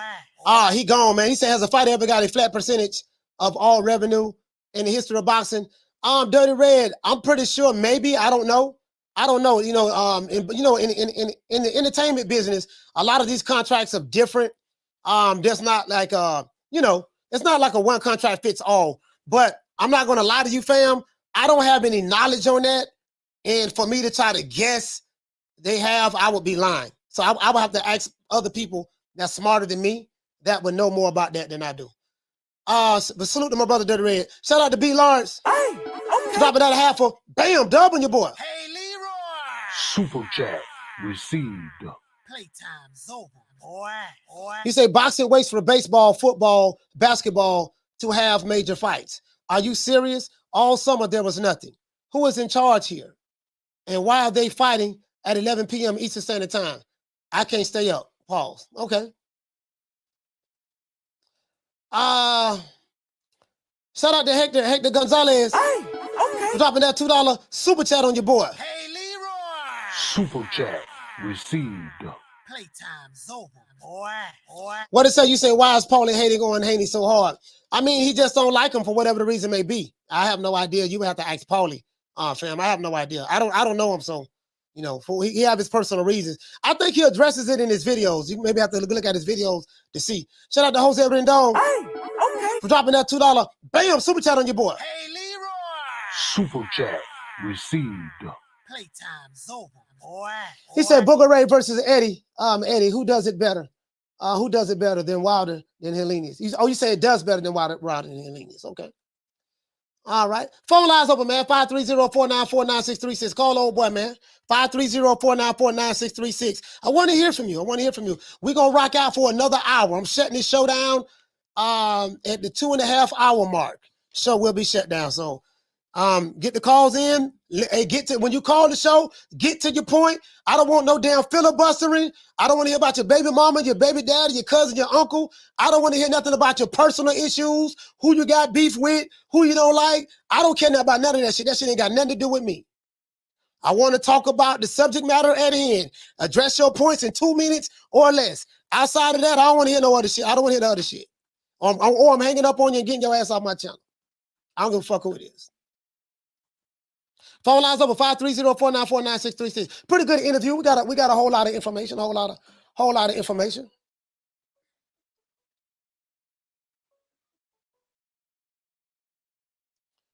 Caller, what's your name? Where you calling from? My man. What's up, Salel? Talk to me, Ron, boy. Talk to me. You like that? Yeah, you like that thumbnail I put together?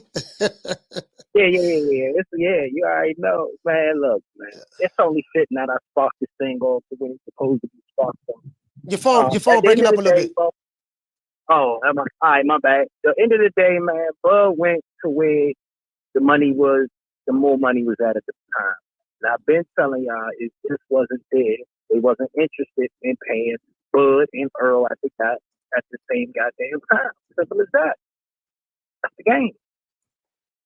Yeah, man. I mean, you know, it is what it is, man. It's It is what it is, and it's no money. What platform? What were they? What network was they going to fight on over there at PBC? So I guess they wanted to age out Bud a little bit longer. You know what I'm saying? Because that was the plan from the gate: age him out and then lowball. You dig? the question, hey Ron boy, the question that I have is this, fam. I keep going back to. Go ahead. Sorry about that. Do you know who's throwing who's setting this shit all up though? Sam, what up? The whole Bud and Avanesyan and all that shit. Right? No, who's setting it up? Blue Bud. Oh yeah? How you know that? Yeah. Blue Bud has really got some shit going on, Slim. This shit is real. And what do you? I can't. What? Damn, you know what? If Blue Bud is doing that, that's powerful. That's a power move. There. That's crazy, and it's 100% black. It's 100% black. Yeah, at the end of the day, I looked the company up. I looked the company up. It's an all black company. Terence Crawford all black is fighting. Company. Go ahead. It's an all black company, and everybody, you know what they say. Bud be cooning. Well, Bud the only motherfucker out here working with an all black company right now. So just make sure we keep the same energy. They wanted to lowball the boy over there. They want to lowball the Omaha Killer. So he found other means to pay for his sparring match, and that's cool. So let it be what it's gonna be. So when they finish. What do you think about the $10 million he's getting paid? And he can get $10 million for fighting Avanesyan, but he couldn't get nowhere near that fighting Errol Spence? That's the sad part about it. That's the truth. Basically what happened is the money wasn't there. It's just the writing's on the wall. The money isn't there. The same shit AB was saying. The money isn't there. What date? What's the date? What's the guarantees looking like? I mean, the money just wasn't there right now. So, didn't Cindy already tell us that? The money wasn't there. They don't want to insult that man with that low-ass guarantee, man. AB did say that they are about to be fighting on Twitter. Right. And Bud fighting on the black-owned app and doing what he got to do. If they going to pay that man more than what they basically what happened is he went somewhere that's going to pay him more money for whatever reason than they were going to pay him with Earl. So Bud used to a guaranteed deal. That's what he went with. He not trying to get consignment work. You know the 10 Commandment rule? Yeah. All right. Never get work for consignment, bro. But that's all I got, Slim. Man, shout out to my main man Ron boy. Hey Ron, I will be at that fight. I'm going on Omaha, Nebraska. Yeah. I am. You already know I'm there. You saw my talk. You saw my post. I ain't never missed a Bud fight except for the Brook fight. Yeah, I'll be there. Shout out to Ron boy first. Absolutely. Phone lines over 530-494-9636. 530-494-9636. Bro, this is crazy.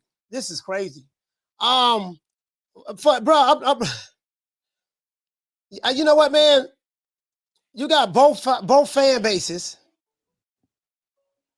Both fan bases are at each other. Caller, what's your name? Where you calling from? Man, Rick, man. I'm calling from Oklahoma. Oh, Rick from Oklahoma. Talk to me, fam. Hold on. I got another call in. The phone lines is hot today. Go ahead, fam. Caller from Oklahoma. Rick from Oklahoma. Talk to me. What's up, man? I've been checking out Crawford. So you got to look at it like this. Errol Spence told this man, I'm going to go clean up my side of the street. I'm going to go get all these other belts. Then I'm going to come and get yours. He never did want to sit there. He never did want to fight Spence. If he really wanted to fight Spence all this time, he could have been like, you know what? After I see this dude beat up everybody else, now I got to get in the ring with him. Everybody's talking about money issues because the money you finna make for this fight, you was gonna triple that with Errol Spence. How do you know that? On the front end or the back end? How you know that? Front end or the back end? How do you know that? Because they just told him this is why. So all of the in the negotiations, everything that he wanted, he sent it back and said, no, change this, change that, change that. Spence said, okay. Spence changed it, and they sent it back to him. And now we come back. Here it is. You got a whole nother fight. a whole nother fight. So you talking about you being negotiating Errol Spence? How can you negotiate this in Errol Spence fight? You did everything you could possibly. Okay. I just think the man's scared. Okay. All right, you have a right to your opinion, brother. Shout out to Rick from Oklahoma, man. Terence Crawford is scared. He would have made triple fighting Errol Spence more than he'll be making now. And your take is that he's scared. Shout out to Rick from Oklahoma, man. Hey, brother, thank you for calling in. Give me your opinion, okay, fam? Salute to Oklahoma. Shout out to Oklahoma.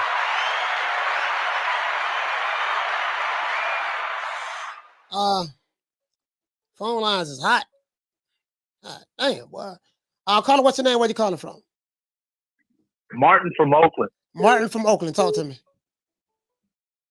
Man, Coach, I'm tired of this aerosexual math. They keep talking like Spence is Mayweather or something.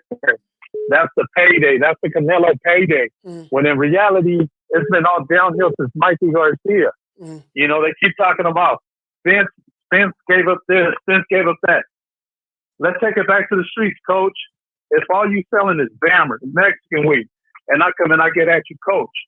Look, Floyd, if you come in with this little proposition I got for you, 50-50, we're going to make 10 times as much.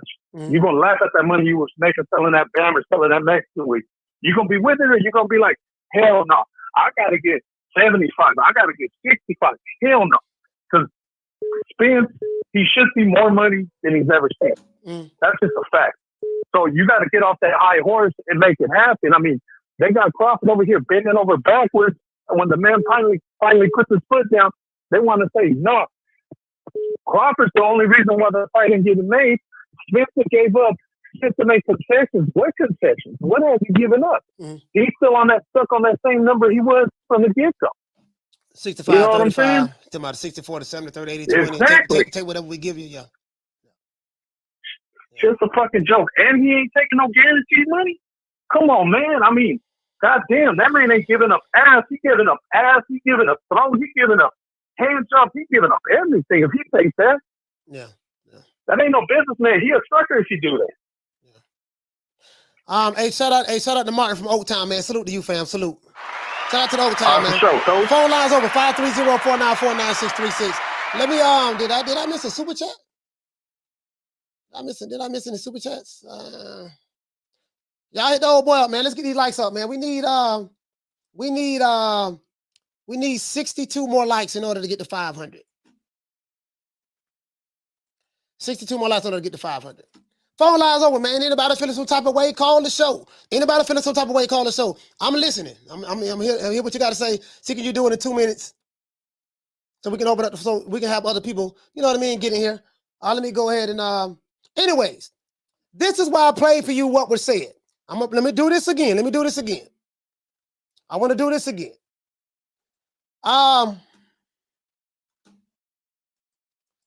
In January, I get to it. Hold on.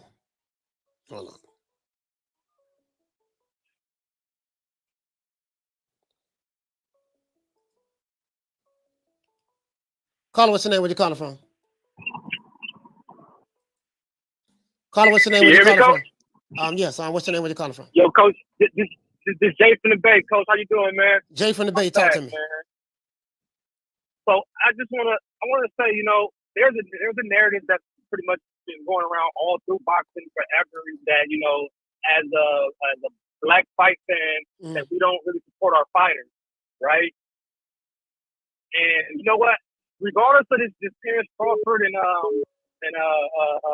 Bud situation, I appreciate and I take my hat off to that black app for giving that man that money. That I feel as though that shows that black folks are willing to pay for their type of fighters, regardless of how valuable the fight is. If it's a big time fight, to put $10 million behind a nobody, I think that's dope for that black app to be doing that, man. So I just wanted to say that, Coach.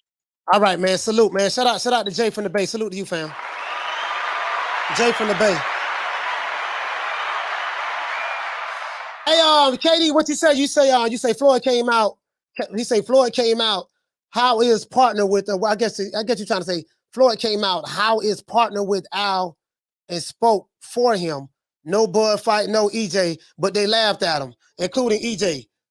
He got no power or say. No, Crawford don't have any. I mean, Terence. I mean, Errol Spence don't have any power or say. He has to call it. What's your name? Where you call it from? Hey, Jerry. Hey, coach, this is Jerry from St. Pete. Jerry from Cincy?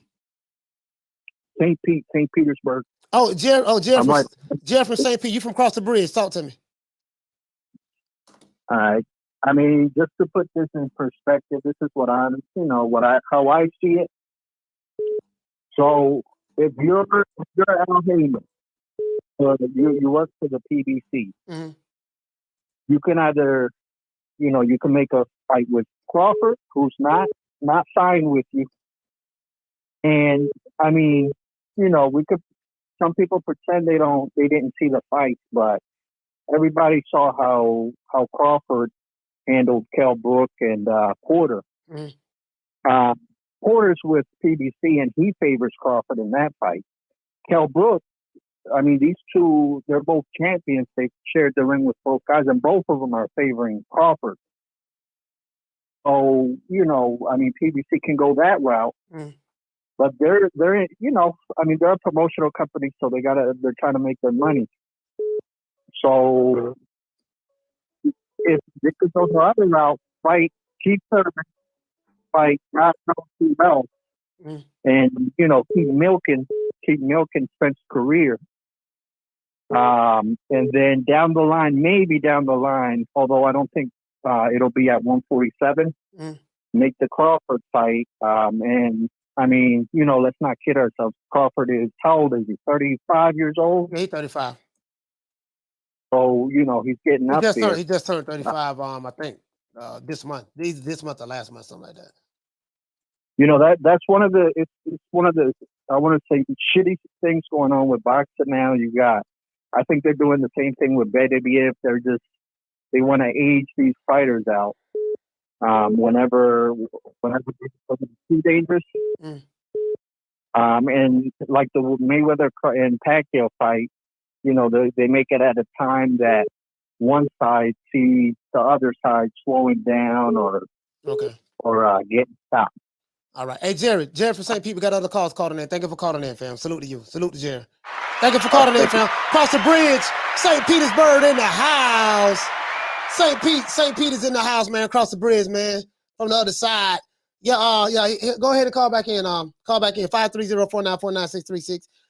Go ahead, Drew. Drew, go ahead. The lines is open, Drew. Go ahead. L. Harvey, he said y'all gonna spend $40 to see Crawford Avanesyan fight. Yeah, as a matter of fact, I'm going to the fight. I'm actually going. I'm gonna go to that fight, though. I'm gonna go to that fight. Shit, you know what? If you ask me, all pay-per-views should be $40. If you ask me, you know what I mean? Especially now. Especially now in this day and time. Let me see.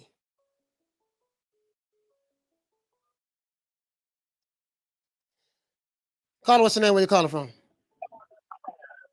What up, Coach? It's Drew. Drew, what's going on, man? Your phone breaking up, so I want to make sure I can hear you clearly, man. Talk to me. Can you hear me? Hold on, Coach. Can you hear me now? Yeah. I can hear you. Go ahead. Oh, great show, Coach. I'm just dying. Everybody trying to make an excuse of why Terence ain't do nothing. The proof is in the pudding, Coach. Both Charlo brothers only fought once this year between the two of them.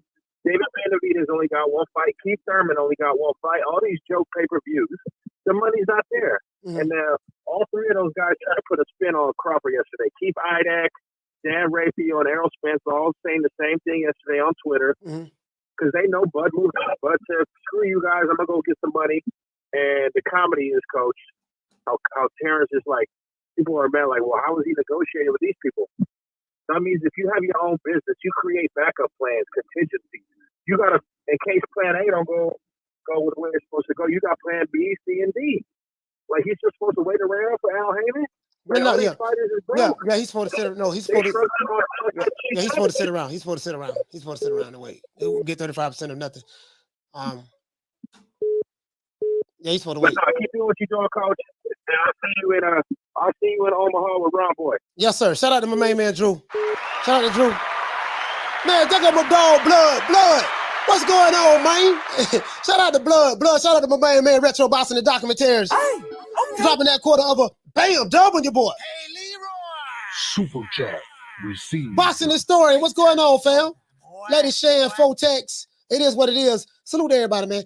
He say, tell him, coach, man. Shout out to my brother Blood, man. I got to hit you with a huggy bell. Down from the bar, there's a platform stage. People pimping, sharp as razor blades. Caller, what's your name? Where you calling from? Man, this Dirty Red, coach. What it do? Man, Dirty Red, man. Talk to me, my brother. Talk to me. Man, bro. Hey, at first I was looking at this shit and I'm like, damn, Crawford is on some bullshit. Mm-hmm. But now I see the whole picture, you know what I'm saying? And I don't think people really understand what they talking about. Mm-hmm. And let me try to break it down for everybody. When Spence was talking about the percentages, he was talking about the percentage for the purse. Let's say, I'll give you an example. Terence Crawford versus Sean Porter. The purse was $10 million. Terence Crawford got 60%, which is $6 million. Mm-hmm. Sean Porter got $4 million, which is 40%. That equaled up the purse. The deal Terence Crawford was offered was 35% of the show revenue. The whole show, not just the purse for one fight. But the caveat was he can't make changes, to where they allocate money. Mm. So I'll give you an example why that's a bullshit deal for everybody that don't understand. They thinking Terence Crawford is going above and beyond his fucking powers. Y'all looking at him just as a fighter and he don't have any say-so. Mm. Let's say the ring, they could say this ring costs $25 million. Mm. And Terence Crawford could be like, hell no, Jack, a ring don't cost $25 million, bro. We need to, get a fucking regular ring. I don't know who the fuck make a $25 million ring, but we ain't gonna use this ring. Yeah. And they can say, no, bro. No, the ring costs $25 million, Jack, and that's what it's gonna be if he signs that deal. So I want people to get an understanding of why he has to have control over. I have some say so of what the hell the money do. You know what I'm saying? Let's try to break it down to people. So they can understand what's going on. Hey, Dirty Red, this is what's going on. You can break it down so they can understand. The thing is this here. This is what's going on. If you're an aerosexual and you hate Terence Crawford, you can break it down to where a 3-year-old can understand it. They won't have any understanding because the classic definition of confirmation bias is to only accept and receive information that confirms what you already have been conditioned or want to believe. So on social media, this is what you have going on. If I strongly want to believe anything, even though you show me information that's contrary to what I believe and that totally busts up and contradict everything I believe, what I would do from a person who suffers from confirmation bias, especially in boxing, if I don't like a fighter, I will ignore that information because it doesn't sit well with me, even though that I may be believing in a lie. This is what's going on. You can talk till your lips fall off. My brother Dirty Red, I must got a lot of love and respect for you, but that's the reality of the situation. And if you are a Bud fan, if you're a Bud sexual, you know what I mean? It's the same thing that way. So there's no reasoning with these guys at that point. You can't reason with them. So I got you. Well, I wasn't talking to the Bud sexuals or the Errol sexuals. I was just talking to neutral boxing fans that probably was just wondering, you know what I'm saying? Because now I'm seeing the whole picture real clear now, and I understand what's going on. You see what I'm saying?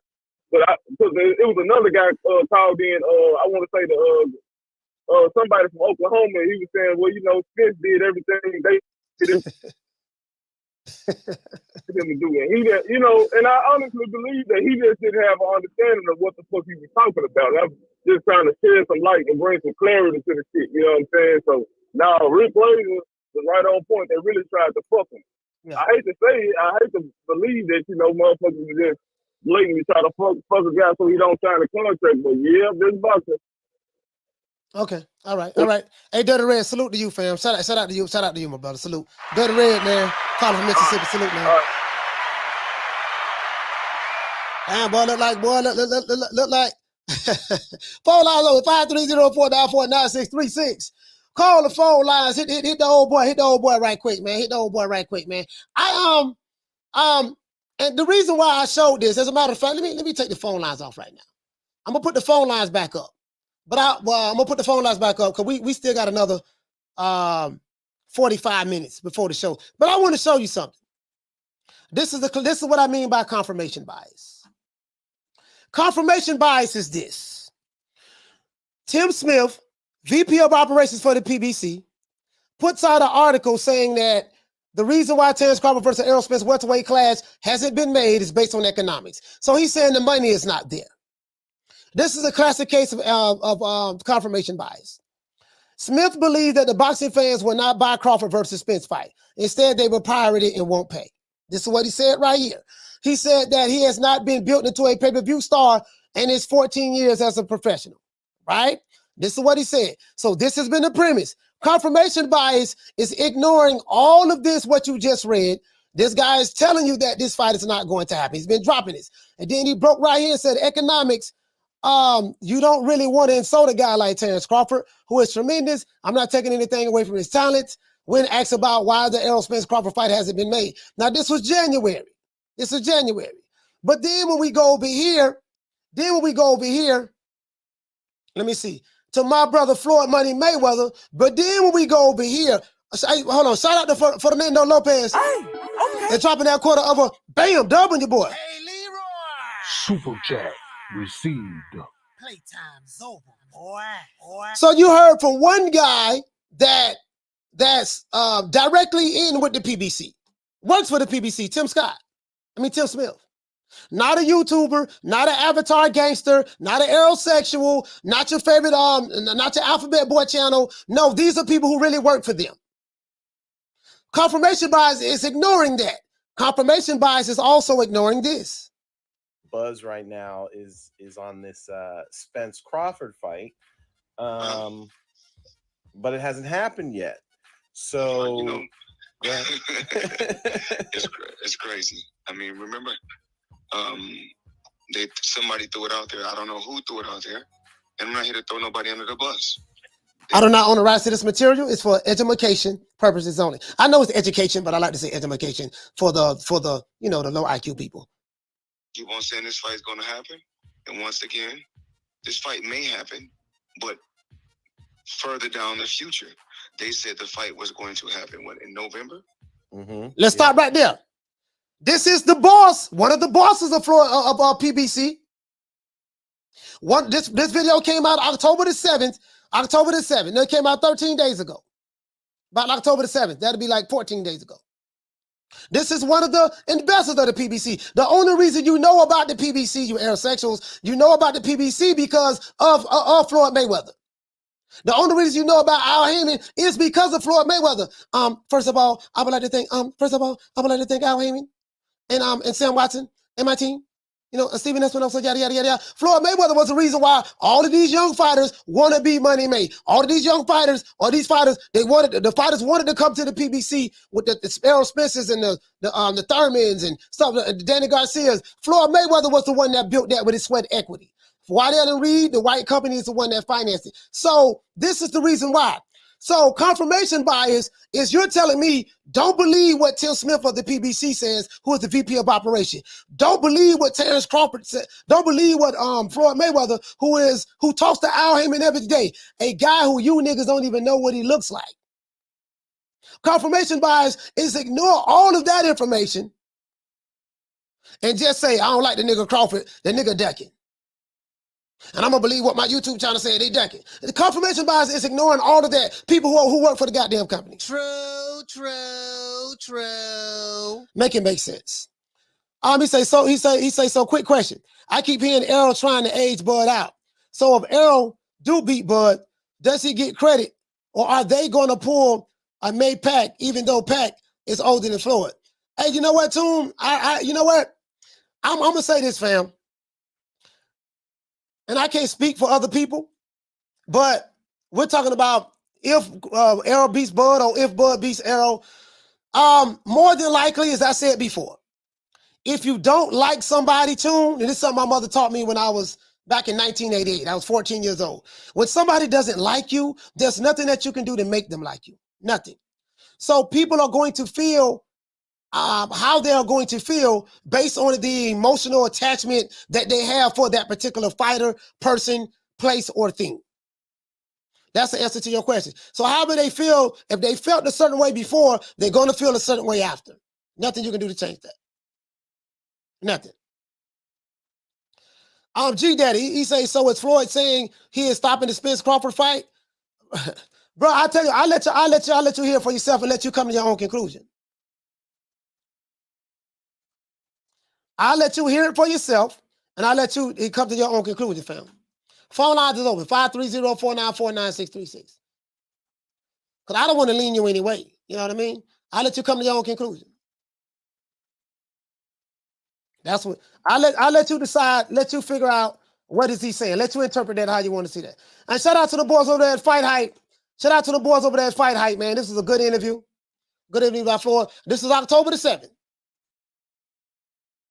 So confirmation bias is ignoring the people on the top and listening to avatars.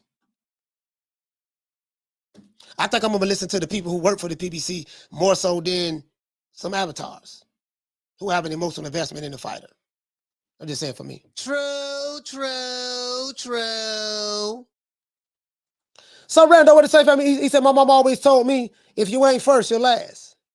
Yeah. Yeah, I got the tune. You meant to say Floyd. You meant to say Floyd older. Yeah.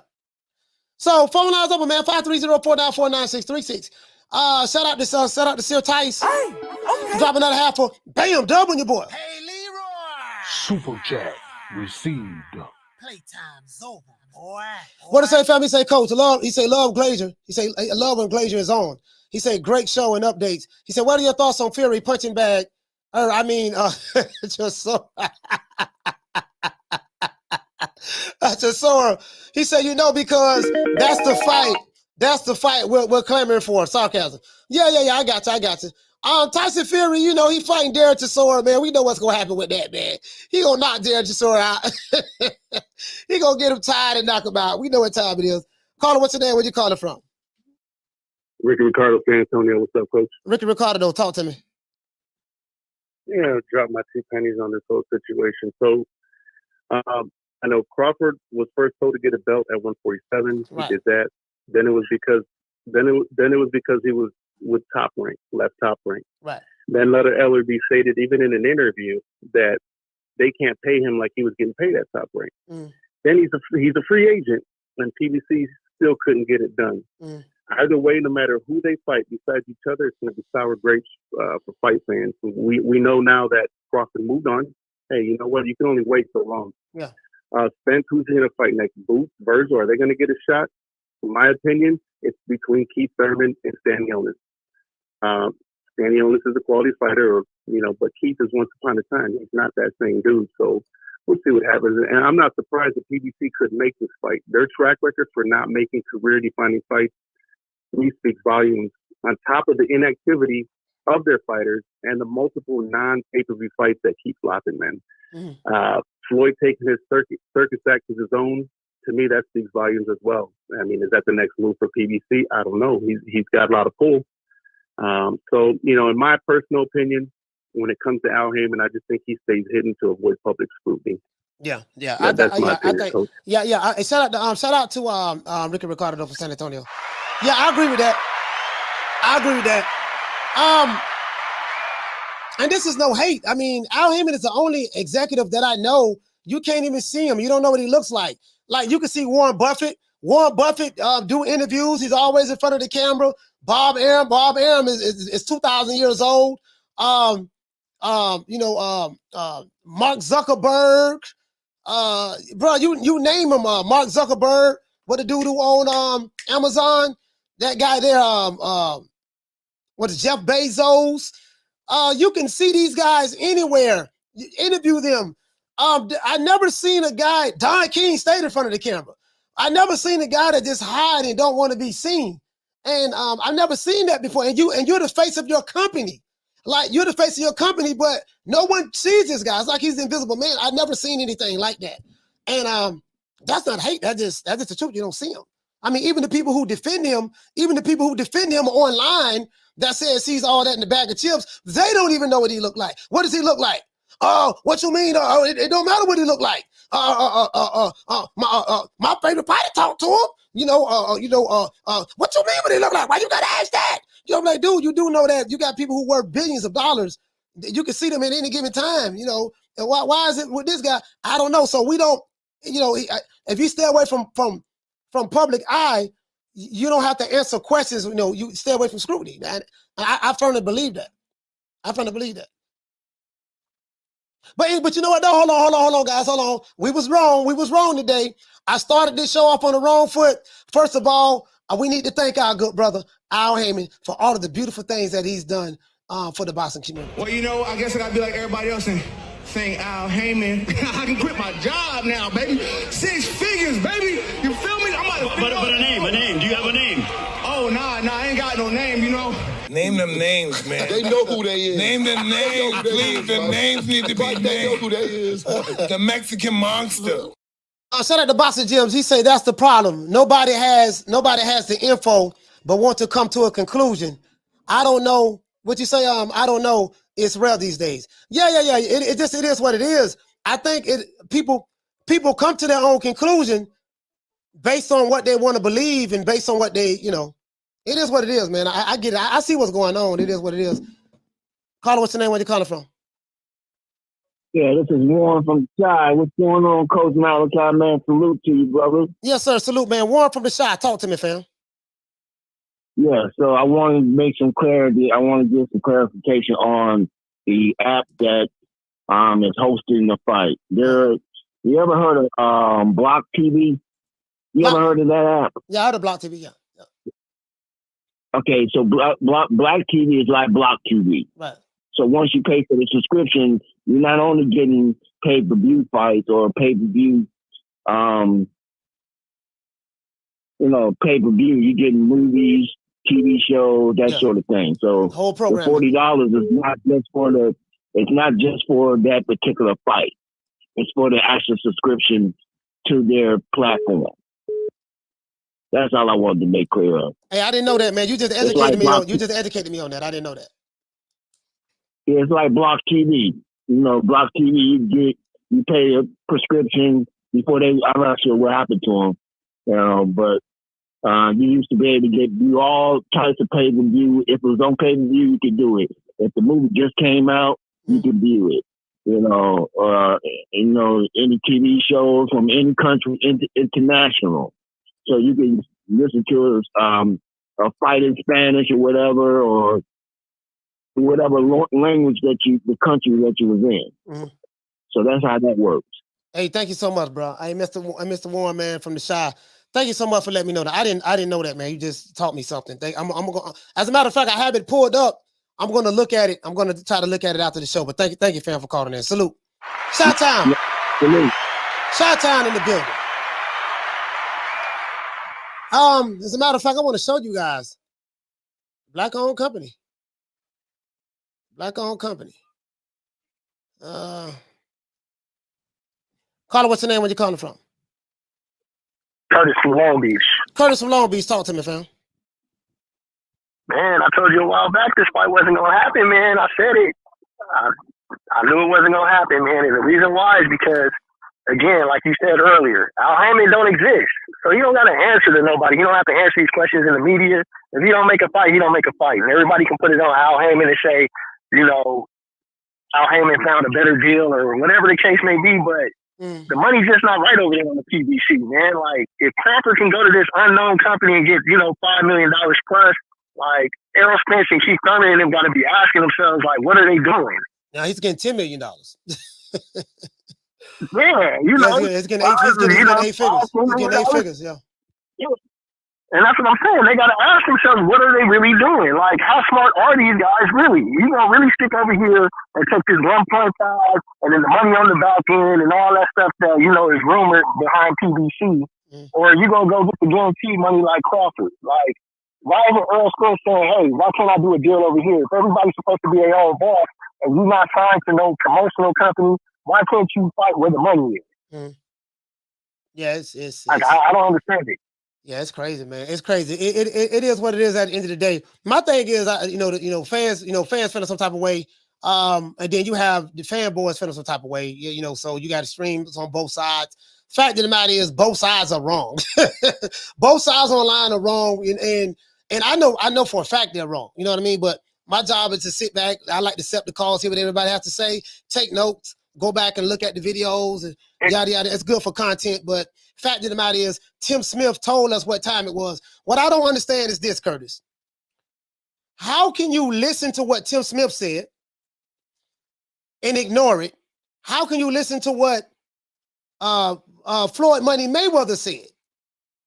Just recently as October the 7th, he specifically said the fight between Errol Spence and Terence Crawford as of right now is not happening. He specifically said it may happen somewhere later on down the line, but that fight is not happening. Don't listen to anybody else that you hear on online and social media. Everybody forgot about. Everybody just going to ignore that. So if you're Terence Crawford, and one of and Terence Crawford said he was talking directly to Al Haymon. I have the article. I'm gonna read it. He said he was talking directly to Al Haymon himself. And Floyd Mayweather, who is part owner of the PBC, and he's telling you, look, you ain't fighting Errol Spence right now. That's gonna happen later on down the line. Maybe it'll happen later on down the line. What is Terence Crawford supposed to do? What say you? And Terence Crawford did what he was supposed to do. My thing is this: the PBC, you can't sit here and say you don't want to insult Terence Crawford. You're supposed to be one of the biggest promotional companies, in the world, in the United States right now, right? Mm. And say that you're not even showing that you have the money to give these dudes. But it's funny, you got $50 million to give to Canelo, $100 million to give to him, but your guys that are steady fighters on this roster, they don't get money. They don't get fights. All of a sudden, you can produce money when it's a certain name, but other people, you can't produce it. And in Terence Crawford, you say he's not worth anything, but he goes over here and gets $10 million. I don't understand it. How they can't make these fights happen. Yeah, it's puzzling to me. You got all these fighters, you got all these different networks, and you can't make anything happen. Yeah. Hey, Curtis, thank you for calling. And these fighters are. Now go ahead. No problem, man. Good looking out. Yeah, shout out to my brother. No, I'm just saying these fighters are they just crazy for sticking around and waiting on these dates that don't come. Like, I don't understand that. Yeah. Shout out to my brother, man, Curtis from Long Beach, man. West Coast and his BIH, man. Yay. It is what it is. Shout out to Midwestern Boxing.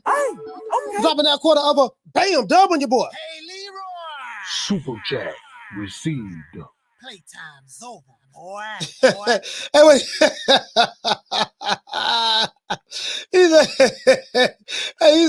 He said my office hours are from 9 to 5. He said you can see him there. I need to talk to you right now about my royalties and how you keep your books. My office hours are from 9 to 5. Fuck your office hours. I need to talk to you right now, motherfucker. And so, now I'm glad Rick Glazier cleared that up. He said that, hey, listen, Crawford wasn't going to get any guarantee money, but he was going to get 35% of everything what the fight made, right? That's pay-per-view, whatever. He's going to get 35% of that. And I'm glad he cleared up that when he got these YouTube accountants and these aerosexual YouTube channels, oh, man, I ain't never heard of no fighter. I actually look at the books, you idiot. When you have a fighter that's fighting with another promotional company and they're doing a joint if two promotional companies doing a joint promotion, you best believe that when Bob Arum has Tyson Fury and Eddie and Al Haymon has Deontay Wilder, you best believe that those, in order to make sure that both fighters get, well, I think in that case, both PBC was responsible for paying Wilder, and then ESPN Top Rank was responsible for paying Fury.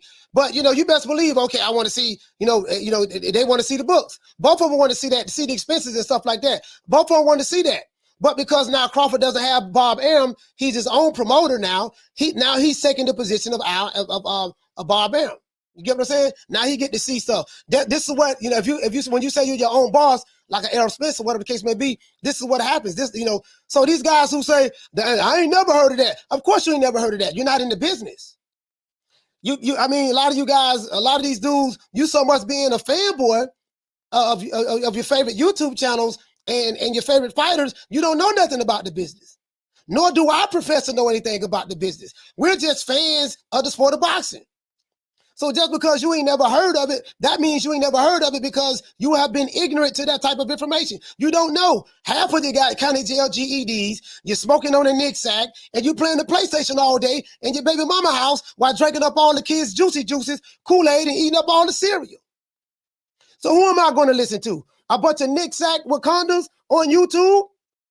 Or am I going to listen to Tim Smith, the black man who works for the PBC, and Floyd Mayweather, the black man who built the PBC with his sweat equity? True. And it is what it is, man. And this is the problem. I know you once said, hey, look, if we fight, it's going to be either 70-30, 80-20. Was that? Man, I was. When is I that said posturing or what was that? When did I say that? That was. Yeah, I said it on my girl Instagram. Yeah. What's going? But I was playing.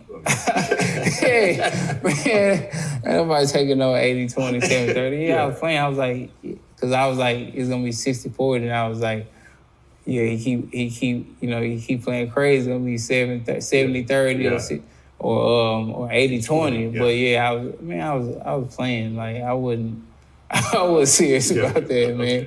Like people can't take jokes. Man. Come to find out, he wasn't playing. he was dead serious. Come to find out, that's what it is. Caller, what's your name? Where you calling from? Hey, this is Fiona too from Duval County. What's your name is, sis? I know you're from Duval, but what's your name is? I said Fiona too. On the two. Oh yeah, Fee on the two. Talk to me. Fee on the T. Yeah, I was just calling. I think that Terence Crawford made the right decision. He got to get his bag. He waited as long as he could, in his word, allegedly, and he got to do what he got to do, And then he's getting, what is it, an 8-figure? Yeah, he's getting paid $10 million. He's getting paid $10 million. Yeah. So why not? You know what I'm saying? What are you supposed to do? Like, people crazy. And then another thing I don't like, everybody keeps saying that they trying to age Bud out. You can't age Bud out without aging Errol out. They 3-4 years apart? So say they live in their 80s. 3 years apart. 80. Yeah. Okay. So that's fine. Say Errol 80 and Bud 83. Lord's willing, they live that long. Is it really a big difference? Come on now, y'all. They're trying to age Bud. I just was tired of hearing that. Like people look slow. Yeah. But I just want to put it out there. It ain't really much to talk about. He did the right thing. He needed to get a fight in. He wanted to get it in before the year ended. It doesn't matter if it's the day before the year ended. He did what he had to do. He did his part. Errol, I feel like he did his part too, but it just didn't work out. Yeah. I'm willing to wait for the fight is over. You know what I'm saying? It's big money involved. It's a lot of politics involved. Something like this, major like this, everybody went in. You know what I'm saying? It's gonna take time. And that's all I want to say about that. Shout out to you. God bless everybody. All right, thank you so much. Sister from Florida, man. Duval County, man. Hey, man, Duval County ain't Duval ain't nothing to be playing with, boy. Hey, let me tell you something. Hey, let me tell y'all something about Duval. Shout out to Fiona from Duval. Let me tell you something about Duval, boy. Duval ain't nothing to be playing with. Let me read this article to you that was written by the one and only Mike Coppinger. It says here, welterweight Terence Crawford to fight David Avanesyan on December the 10th in Omaha, Nebraska. Welterweight title holder Terence Crawford and David Avanesyan has signed contracts for a pay-per-view fight on December the 10th at the Shaw Health Center in Omaha, Nebraska. The fight will be available on BLK Prime, which is an all-black company, for $39.95, so $40. A spokesman for the streaming service told ESPN. Crawford, 38-0, we already know his record. He says Crawford remains in talks with Errol Spence for the undisputed 147-pound bout. He said, but when it came clear to Crawford that the PBC now was targeting the first quarter of December of 2023, he decided to push forward with a title defense to ensure he, like Spence, fought at least once in 2022. So let me ask you guys this. It became clear to Crawford that, and I'm going to back this up with what Floyd Mayweather said. Remember the video that I just played for you. What did Floyd Mayweather say? It's crazy. I mean, remember, somebody threw it out there. I don't know who threw it out there. And I'm not here to throw nobody under the bus. They keep on saying this fight is going to happen. And once again, this fight may happen, but further down the future. They said the fight was going to happen, in November? Hold on, what you said, Floyd? You said the fight, but hold on. I don't know now. I don't know. So if you're Terence Crawford, you're negotiating with a promotional company, you're talking directly with Al Haymon, and his representatives said in January, fight not going to happen, money not there, you're not a pay-per-view star. You're talking directly to Al Haymon, and then Floyd Mayweather says, hey, look, fight not going to happen. It's going to happen later on down the line. How in the hell is Terence Crawford ducking Errol Spence when people from the PBC told you and told us and telling Crawford it ain't going to happen till next year, maybe later on down the line? This is what they're saying. Make it make sense. True. Let's continue. They keep on saying this fight is going to happen. And once again, this fight may happen, but further down the future. They said the fight was going to happen, in November? Mm-hmm. Yep, November 19th, I think. November 19th. So that's basically almost, we'll say, but a month away. Okay, a little bit over a month away. Okay, 6 weeks, whatever. Mm-hmm. Right? No press tour. No. No press conference at all. No. Spence didn't post about it. No. Crawford didn't post about it. Mm-hmm. So please stop listening to these inaccurate writers writing about things that they don't know about. So this is the problem. The fans online, the aerosexuals and the bud sexuals, are online arguing, fighting about a lot of information they've been receiving that has not been true. True. Not here to change your mind. If you don't like Errol Spence or Terence Crawford, it's nothing that they can come up with a cure for cancer. You're still not going to like them. And me personally, I can give a fuck about what a nigga behind the avatar and what he feels about a fighter anyways. I don't think these fighters really give a damn about no niggas behind no avatars. When these fighters, Errol Spence is a multi-millionaire. He has a net worth for like $7 million, and Crawford has a net worth for $8 million. I don't think they care about what some dudes online arguing about. To be fair. But the definition of confirmation bias, for you to ignore all of those things and still come to the conclusion that Errol Spence is ducking and Crawford is ducking is terrible. Doesn't make sense. Make it make sense. Please call in. Somebody explain it to me. Caller, what's your name? Where you calling from? Hey, what's up, Coach? It's Adrian from D-Block, D-Town, D-City, right here. Adrian, talk to me. Hey, I just want to tell you I'm sorry about last night, Coach. I got a little tipsy, so, I was enjoying the whole thing. So I'm sorry if I called you that last time, but I appreciate the show from last night. Really respect your knowledge on boxing. And about Errol Spence and Terence Crawford, Coach, I just got one question.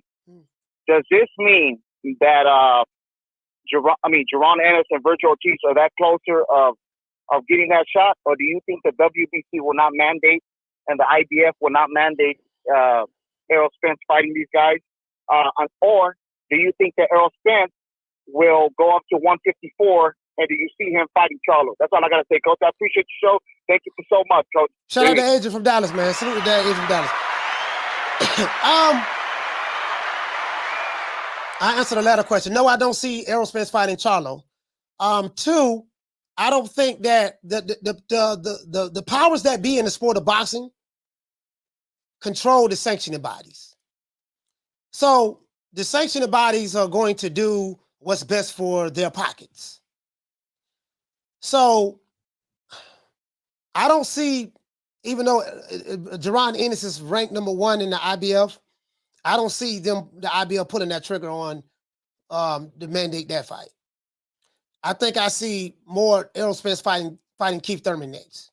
And I said this before in another video. And Keith Thurman has been saying this as well. Everybody ignore Keith. Or he's going to fight Stanionis. Stanionis is on the same level as, in my opinion, maybe David Avanesyan. A lot of people feel that Terence Crawford is fighting a Eurobomb. I feel like he's fighting a Eurobomb myself. I'm just being honest with you guys. I'm gonna keep that same energy.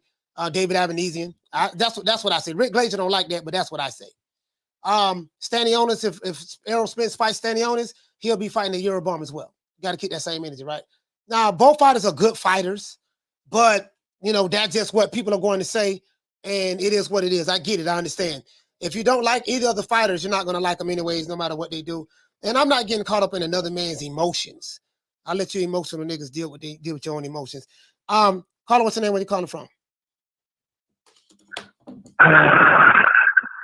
What's up, Coach? Man? What you saying, man?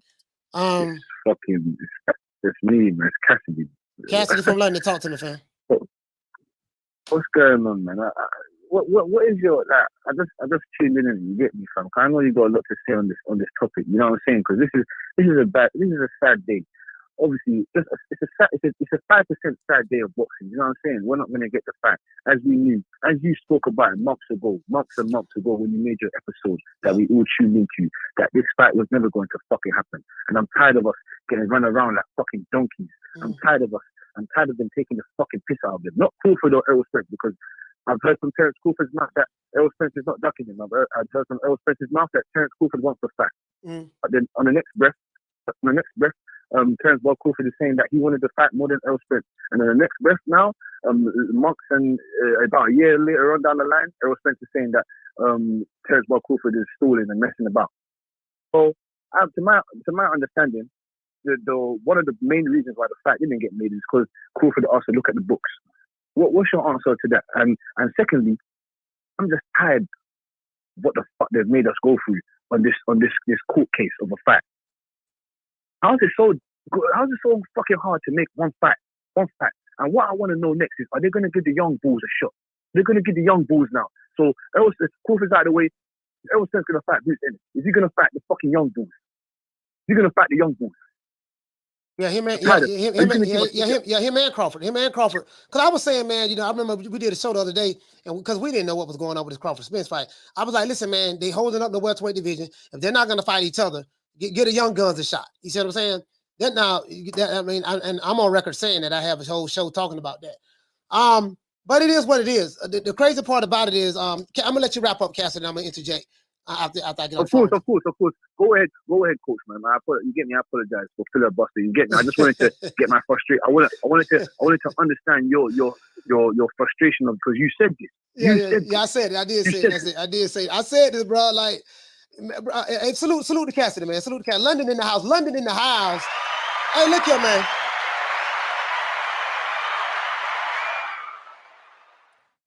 Let me break this down in Canelo Alvarez terms. I hate to mention the C word. Canelo is a bad word over here that people hate this guy.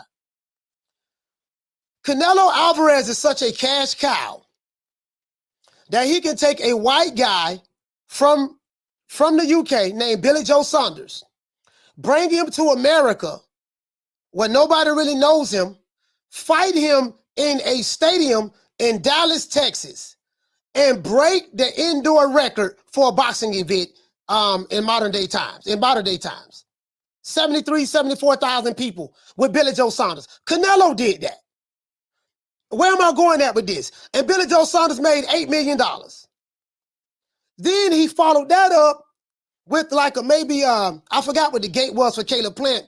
He took another white guy, well, a black dude. Caleb Plant is black, according to the Alphabet Boy community, the Wakandas, because they adopted him. Another black white guy by the name of Caleb Sweethands Plant. And this guy he went from $750,000 fighter to he made $10 million fighting Canelo Alvarez for one night. Cash cow. Face of boxing over here in North America. But the other guy, who you say is the pound for pound the best, he's the cash cow, face of boxing, he's the big fish, he can't guarantee money like Canelo Alvarez can guarantee money. Make that make sense to me. Then, how is Terence Crawford getting paid $10 million from a black company, a BLK Prime, that a lot of people haven't even heard of, to fight David Avanesyan, but he can't get paid that fighting Errol Spence, who is, or even a little less than that, to fight Errol Spence, and he's supposed to be one of the pound for pound, one of the best fighters in the world, and he got 3 belts, and you're dealing with Al Haymon, the god of boxing? I was like, make that make sense to me. True. Make it make sense. I ain't got but a GED, but I have a master's degree in common sense. Can someone please explain this to me?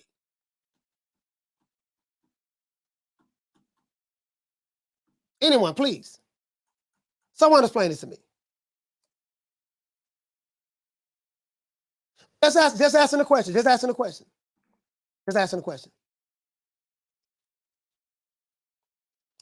Big Soldier MVP, he said IBLP boxing says Crawford is ducking Spence, coach. I mean, shout out to Newt, man. You know, I got a lot of love for Newt. He has a right to feel that way. And I understand why he feels that way. Because there's a lot of information that we've been receiving. You know what I mean? We've been receiving, and he's probably believing the information that he's received. And there's a lot of things that they're not looking at. Like, I understand the information that's been put out there, but on how can you ignore what Tim Smith said? How can you ignore what Floyd Mayweather just said October the 7th? As a matter of fact, how can you just ignore that? Like, I don't get it. Like, I really don't get it. I don't get it. But it is what it is. He says Spence and Crawford are still motivated to strike a deal, sources said, with both fighters in their primes and peaking. The welterweight summit meeting stands. Terence Crawford said, I am excited about this opportunity. I was really looking forward to the Errol Spence fight. I started communicating with boxing manager Al Haymon and the PBC back in June. This is what Terence Crawford is saying. And unfortunately, they represent a fighter in Errol Spence who didn't want to fight as bad as I did. This is what Crawford is saying out of his own mouth. If you talk to Errol Spence will probably say something totally different. So now what we have here is this. We have his one guy's word against another guy's word. And depending on what side of the fence you're on, you're going to believe one guy over the other guy. I'm not here to deal with what you want to believe. I care nothing about that. Terence Crawford said, I agreed to all of their BS, and they've been dragging their asses for months. Spence was nowhere to be found while I was trying to make the deal. Crawford continued, I explained to Al Haymon and Errol that I was going to have a fight before the year ends, before the end of the year. David Avanesyan is a very tough task. He knocked out his past 6 opponents, and this guy's dangerous. Once I'm successful against Avanesyan, my plan is still the same. Whoop Errol Spence's ass. Now, let's continue to read this. He talks about ESPN. He said ESPN, Terence Crawford acquiesced to the short end of the financial split for the clash with Errol Spence. This is what Mike Coppinger is saying. He's saying that Crawford agreed to the short split, who is also aligned with Al Haymon's PBC. Major terms are agreed to, but Crawford, a promotional free agent, wants transparency wants transparency related to the event expenses, since the contract contains no guaranteed purse. Now, if you listen to these dudes on YouTube, 60-40, 70-30, 80-20, take whatever we give you. Sign the contract. Errol Spence, I just played your video where Errol Spence said, man, I was just playing. They took a joke that Errol Spence said and ran with it. You don't listen to no niggas behind no avatars on YouTube or no YouTube channels. These niggas waiting on the ad revenue to hit on the 21st of every month. They don't know shit about the business, nor do I. But people listen to these guys and they take it and run with it. And they have a right to do that. But let's continue. So, transparency. Now, we just debunked what Rick Glazier just debunked, that there's no such thing as a fighter getting a chance to see what the expenses are. That's a lie. Everybody who said that didn't know what the fuck they were talking about. And I know what you're going to say. Oh, man, Rick Glazier White, he a devil. We can't believe that. And he say, yeah, I know. Confirmation bias. I'm going to believe a guy who's been in, I'm going to not believe a guy who's been in the sport of boxing for over 30 years, but I'm going to believe a nigga behind an avatar who typing, talking about 60, 40, 70, 30, 80, 20. Take whatever we give you. I got shooters that sending gun emojis. True. Smoking on the Nick sack. Playing the PlayStation with your homeboys in your baby mama's Section 8 apartment. Eating up all the kids' cereal. Drinking up all the juicy juices. Drinking up all the milk. I'm going to believe you. Yeah, right. Rather, Crawford would earn a percentage of the net revenue. So since Crawford is only going to get paid of the net revenue, and this is what Rick Glazier said, so he requested the ability to be able to approve expenses as a partner in the event. Let's say I wanted to F you out of your money. Let's say I wanted to say, okay, I'm going to pay you. Okay, he don't make $10 million or $5 million in this fight. But what I'm going to do is I'm going to tell him that the ring that we bought, it was a special ring from Wakanda, and that was made out of vibranium. I'm going to let him know that ring costs $3 million. So that's $7 million he only going to make right there. Then I'm going to tell him that, okay, we got them gloves he wearing, those gloves, that's dipped in vibranium as well. Those gloves cost another $2 million. So that's $5 million right there. You just take our word for it. You don't need to see what we're doing. Just take our word for it. Some niggas on YouTube and Twitter. I'm going to listen to you. Avatars. Boy, hush. True. He said with the sides unable to solve the lingering issue in a timely fashion, Crawford decided to seek a different opponent rather than wait on the PBC for a February or March bout, sources say. So if you listen to the Nick Sacks and the Errol Sexuals online, he's ducking Crawford. He's ducking Spence because he should have sat around and waited until February or March. Floyd Mayweather already told you that this fight is not going to happen. It's going to happen later on down the line. That's what he said. But I'm going to ignore all of that. True. So let's continue. So since the word on the street is the PBC is pushing for a February or March date, the proposed Showtime pay-per-view was targeted for November the 19th, but the extended talks made that date unfeasible, with approximately 60 days needed to properly promote the fight. Floyd Mayweather, Haymon's longtime business partner, told Fight Hype earlier this month that Spence Crawford would not happen until further down the future. This is what the man said. True. Let me read this again for you slow ass. Let me read this again. For you slow ass county jail GED having Nick Sack selling as Wakandas. Floyd Mayweather, who is Al Haymon's longtime business partner, not a YouTube channel, not an avatar gangster, not an Errol sexual, bud sexual, fanboy, none of those guys. Floyd Mayweather, who is Al Haymon's longtime business partner, told Fight Hype, I just played you the video, earlier this month that Spence Crawford would not happen until further down in the future. So somebody explain to me how Terence Crawford is ducking Errol Spence. True. Please. I'm just asking. Let's see. Shout out to the real McCoy. Okay. For dropping that. Bam, dub on your boy. Hey, Leroy. Super chat received. Playtime's over, boy. What the same family said what's happening is both fighters are businessmen. The only way to settle the negotiations is they both have to, he say, is if they fight Euro bombs, and then that fight would dictate the fight for them next year. Patience is the virtue. All right, shout out to the real McCoy, man. Salute to you, fam. Let me go ahead and let me go and hit my dog with down from the bar, there's a platform stage. People pimping, sharp as razor blades. Shout out to Jason Jimenez for dropping that quarter of a bam dub on your boy. Hey, Leroy. Super chat received. Playtime's over, boy. What to say, Jason? You say Spence PBC never wanted to fight. They sent Bud a lowball offer with no transparency. So Bud said, keep your 35%, He got $8 million guaranteed. No, he didn't get $8 million guaranteed. He's getting $10 million. He has an 8-figure. He's getting paid 8 figures. He's getting paid 8 figures for this fight. $10 million. I can't make this shit. Down from the bar, there's a platform stage. People pimping, sharp as razor blades. Shout out to Misfit. She said, I figured that, coach. Not in 2022. Misfit, what's going on? As a matter of fact, hold on, sis. Damn, I got you, sis. Hold on, I got you. I got you, sis. Hold on, I got my sister right here, Misfit. No, I got to hook my sister up, man. Got a lot of love for my sister. Hold on. There we go. Yeah, you get what I'm saying? Like, so I got to break this down.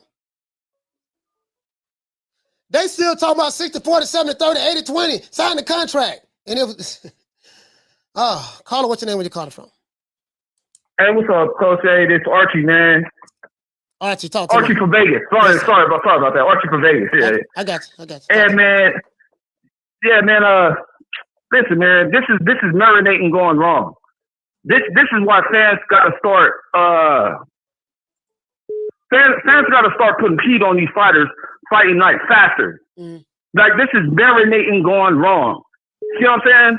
Like all this, we letting it marinate. We gonna wait 6-7 months or 2 more years and 3 more years. No, the longer you wait, the more they're gonna say business. They're gonna say money, business. You know what I'm saying? And this is another thing, man. I told you this probably when Rolo was fighting a long time ago, like May, April, some bullshit, right? Mm. I said Keith Thurman is gonna knock one of them out, and he's gonna fuck up the whole apple card. Keith Thurman is gonna fight Errol Spence next. I'm telling you that right now. You're hearing tomorrow's news today. Keith Thurman is gonna fight Errol Spence. He's gonna knock Errol Spence out because he's a weird. He throw weirdo punches, and then and then they're gonna make the fight with Then they're gonna make the fight with Earl and Terence after Earl gets knocked out. Then they're gonna make the fight, and then everybody's gonna steal it, and then they're gonna get mad at the fans for stealing it. You know what I'm saying? That's what's gonna happen. But anyways, I'm gonna let you go. I know you got shit to do, and the show's about to wrap up, so I'm gonna let you go, bro. Thanks, man. Hey man, shout out to Archie for Vegas, man. Salute, fam. Shout out to Archie for Vegas, man. Flatline, my dog, Flatline. I just sit back and like, dude, like I just have use common sense. Like the common sense that they don't have that on YouTube, and that's when you a lot of you guys, you have low IQs. I don't know what school you went to, but obviously you didn't, the education system that you came up in. I'm talking about these guys. Like, bruh, the people literally. I'm reading the article to you. Let you hear the video, and you still coming away like they ducking. He ducking. Sign the contract 60-40, 70-30. I swear, some of you dudes rode the short yellow bus with the dark tinted windows, especially your YouTube channels. Caller, what's your name? Where you calling from? Martin from Oakland again, coach. Martin, what you from the O, right? Oaktown? Yeah. Martin from Oaktown. Yeah. Talk to me now. I just don't buy Floyd being a factor over there at PBC as far as decision making. Because I mean, as soon as Bud became a free agent, he made him an offer. Bud turned him down, and now he's over here talking about if somebody says a fight gets made, don't believe it until you hear it come out of my mouth. But my thing is this: what exactly does Floyd do over there? What has Floyd been doing over there besides change Davis's career? Because I mean, we know he got money, so if he wanted to, he could finance that fight himself. And if that's what the holdup is, how come he ain't making it happen? He's quick to brag about, hey, the 5 biggest pay-per-views in boxing, they're all mine. So if he single-handedly did all that stuff with the help of Al Haymon, how come he ain't making it happen with the 2 best welterweights since him and Manny retired? Yeah, man. I mean, it is what it is. The only thing we have to go off of is what Floyd said. No one is coming out refuting what he's saying. And guess what? We're seeing the result of it. Floyd said that it's not going to happen until later on down the line. Guess what? The fight ain't happening. So my question is this. And these Errol sexual YouTube channels are so slow. And they have a slow subscriber base. And they come over here and they watch me every day at 3 o'clock. And I love roasting them because they low IQ. This is why I call you Wakanda niggas, because that's what you are, Wakanda niggas. You believe in fantasy fiction, shit that ain't real, and you have low IQs, and you eating up the kids' cereal and drinking up the juicy juices in the milk, and you playing the PlayStation all day, and you dumb as a box of rocks, and you smoking on the Knicks sack with your homeboys. This is why I roast you the way I do, because you're really dumb. But I say all that to say this. If you have one of the business partners of the PBC telling you this fight is not going to happen until later on, and I'm a fighter trying to fight, put it this way, if you're a fighter trying to fight with my company, and I got my rabbit hippity that you've been trying to fight since 1972, and I'm telling you, like I said before, I know you, Martin from the Old Town. I know you want to fight my rabbit hippity, but we don't believe in making another promoter rich. What we're gonna do? This fight is not going to happen right now. Well, this fight may happen later on down the line. He didn't say it will happen later on down the line. He said it may happen later on down the line. So, since this fight may happen later on down the line, what are you going to do? Are you going to sit around and wait until later on down the line, and they're telling you maybe we can make it happen in February or March? Or what are you going to do? You going to sit around and wait? Or are you going to take $10 million to fight David Avanesyan? What are you going to do? Hell no, I'm gonna do it moving to get that bread. Oh, okay. All right, shout out to Martin from the Oak Town, salute to me, fam. Salute to you, my brother. Salute to my brother. Sorry about that. Let's get to Yeah. We at the end of the show. shout out to Jason Jimenez. Hey, okay. Dropping that $2. Bam, super chat on your boy. Hey, Leroy. Super chat received. Playtime's over, boy. He says Spence may fight Mario Barrios next. Hey, it's a possibility, man. It's a possibility. But I don't think so. I think Spence gonna fight Keith Thurman or Stanionis. He's gonna fight Keith Thurman more than likely. Or Stanionis. Caller, what's your name? Where you calling from? Yo, what's going on? It's Al from Philly. Al from Philly, talk to me. Yeah, so like everybody else, I'm real disappointed that the fight's not going to happen. But I hope that this exposes the PBC and what kind of nonsense they trying to pull on the fans. Because, hello? Go ahead, I got you. Go ahead. Yeah, because Crawford, I think, put in the effort from where fans can see. We haven't seen Spence sacrifice anything. Spence could have done, all right, let's make the fight. Give him 50-50, give him whatever he wants. I'm trying to make the fight, just like Crawford was doing. But we can all see now that PBC didn't want the fight, and they're ducking. Whether it's Spence himself, that's, we don't know. But I know it was PBC. They can't afford it. They don't have no money. They're a bunch of punks. And on some street shit, for real, they just bitches over there. And I hate them. They bad for boxing. Yeah. We traded Don King, and I'm gonna be real with you. It just seems like Al Haymon is the same type of rat or scumbag that Don King was, but at least Don King made the fight. You know what I'm saying? They all them PBC, even Floyd. I don't think Floyd has all his money. That's why he a partner in PBC. He got a $300 million check from Showtime, right? Supposedly, right? But he ain't never get that cash. What they said was, we're going to pay you in installments. Money wasn't coming, so they made him a partner in PBC. Yeah. He just a figurehead, like Lady Eloise and Boomerang. That's why he's going around thinking he got some type of power. Hey, bro, so it is what it is, man. And this is why I like to show everything. See, it's one thing, to look at it on the surface is one thing, but you can't ignore all of the receipts I just showed today. Tim Smith, Floyd Mayweather, 2 videos of Floyd Mayweather. And everybody's saying the same thing, 35%, no guarantee. No, you can't look at the books. Take whatever we give you. The fight ain't gonna happen right now. You gotta wait till February or March, and it may happen then. But you ain't got, that doesn't make sense to me. That doesn't make sense to me. It don't, because if the fight is so big, we all know the fight is big. Everybody's gonna make money. Just put the money up, you're gonna get it back. But guess what? It ain't no money over here. And I think, and I hope everybody sees that PBC is all smoke and mirrors. It's a wreck. We shouldn't even support none of their fights. Fee on the Tube. I hate them, man. Oh, that's a sister from Jacksonville that called. Fee on the Tube. Hey, sister, thank you for calling in, sis. Thank you for calling in. I got your name wrong. Fee on the Tube. So from Duval. Yeah, hey, shout out to Al from Philly. Thanks for calling in, fam. We're gonna wrap the show up. Thank you for calling, my brother. All right, now. Thanks for that. Shout out to Fee on the Tube. Hey, from Duval. She from Duval, man. Hey, Duval don't play, boy. They hang you in the banger, boy. You know, she from Duval. She know what I'm talking about. They hang you in the banger. They don't even play up there, boy. No sir, boy. Damn, Duval County, boy. My daddy from Duval. My daddy from Duval County. He from Jacksonville. Yes, he is. Hey, man, let's give everybody a round of applause.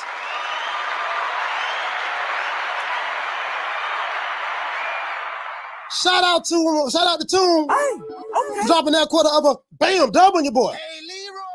Super chat received. Playtime's over, boy. Toom, what to say, family? Say just watch Blue Blood video. They flaming him in the comments. I do believe he's losing a couple of subscribers. They think he been capping the whole time. You know, I mean, people gonna feel some type of way about Blue, but you know, I would advise them don't turn on him, man. Don't turn on him. Blue, a good brother. Caller, what's your name? Where you calling from? Will Lynch from Ohio. Will Lynch from Ohio. This is the last call. Talk to me. Hey, man, I didn't want to take up too much of your time. I know you're trying to wrap things up, but I just wanted to quote you real quick. You didn't like the messenger, but did you get the message? Yeah, did you get the message? Yeah. I got that from my grandfather, because it was a guy that brought me a message that I didn't like, and I was my bias towards him was so strong that I didn't want to accept what he was telling me. And my grandfather, he said, brother, he said, the hell with the messenger. Did you get the message? And he said, Don't never allow your dislike, which is an emotion, for the person who's bringing you information to cloud your vision on the information that you're receiving. Did you get the message? Sir. So a lot of these dudes didn't get the message, but go ahead. Well, I just wanted to say that I know everybody's disappointed, but we need to act like adults and look at who's really the cause of your disappointment. And that is, in my opinion, the mainstream media and the people that we trust who supposedly have sources. It's not Floyd Mayweather. It's not the PBC. It's not Terence Crawford. It's not Errol Spence. Yeah. Be mad at the people who gave you the bad information. Don't be attacking everybody else.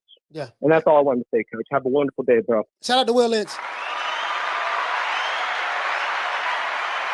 Oh, Jeff Lucietta, man. Jeff Lucietta. That's my guy right there. Jeff, what's going on, fam? What's going on, Jeff? Jeff, what's going on? You know, you've been with me for a while. I got you. But anyways, the show is over with, guys. I hope, as a matter of fact, let me show you this one more thing. The guy getting paid $10 million fucking dollars. I can't believe this. This is the all-black company. They got a lot of money behind them, too. A lot of money behind them. It is what it is. Oh, yeah, let me read what Errol Spence said. Errol Spence said that right here, he said, Crawford has been stalling for months. I could have fought in November. Spence tweeted on Thursday. He said, been fighting at this weight for over a decade.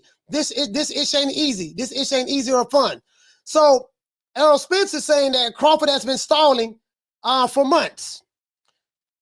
Terence Crawford is saying that Errol Spence really didn't want to fight. He agreed to everything they asked for, and they've been dragging their feet. So if you're team Crawford, you're going to run with what Crawford say. If you're team Spence, you're going to run with what Spence say. No matter what. No matter what Floyd Mayweather said, no matter what Tim Smith said. Guess what? I'm not here to change your mind. Believe whatever you want to believe. But thank everybody for showing up.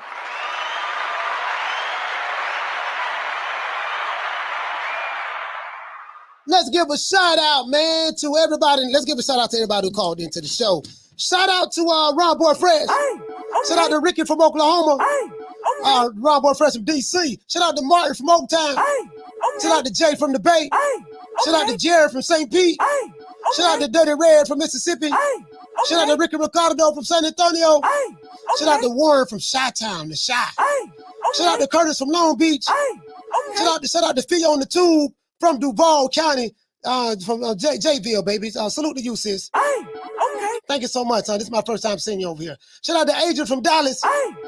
D-Block, D-Town. Shout out to Bush the Can Man Cassidy from London.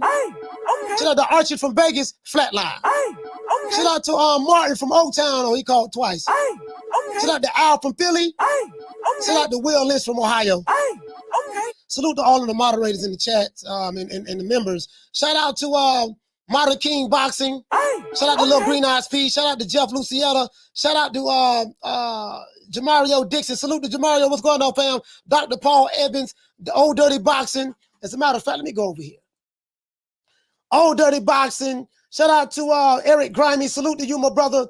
Shout out to Haymon Rivera, Dr. Paul, Martin King Boxing, Knockdown 305, Dade County's finest. Shout out to L. Harvey. Shout out to Solo Dolo. Lady Shan was here. Lisa Bells was here. Arlette was here. Shout out to Bless 365. I don't know if she was here or not. Shout out to my sister, Miss Fit. Salute to you, sis. Hell, it is what it is, man. The Martin. Shout out to Toon. Salute to Toon as well. Everybody who gave a super chat. Shout out to Drew who called in. Drew from LA. Oh yeah, I forgot Drew. Drew called in as well. Shout out to Drew from LA. Solo Dolo, Lil Green Eyes P, Martin King Boxing, and it is what it is, man. The one Mr. Ham, my main man. The one Mr. Ham, Jason Jimenez, Jaime Rivera, Rod. I know I brought him out today. The thumbnail and the topic gets him. We are the hottest daytime boxing podcast on YouTube, hands down. And we only have 16,000 subscribers. Let's give everybody who subscribed, whether you're a hater, troll, or you're a fan of the show, let's give everybody a round of applause.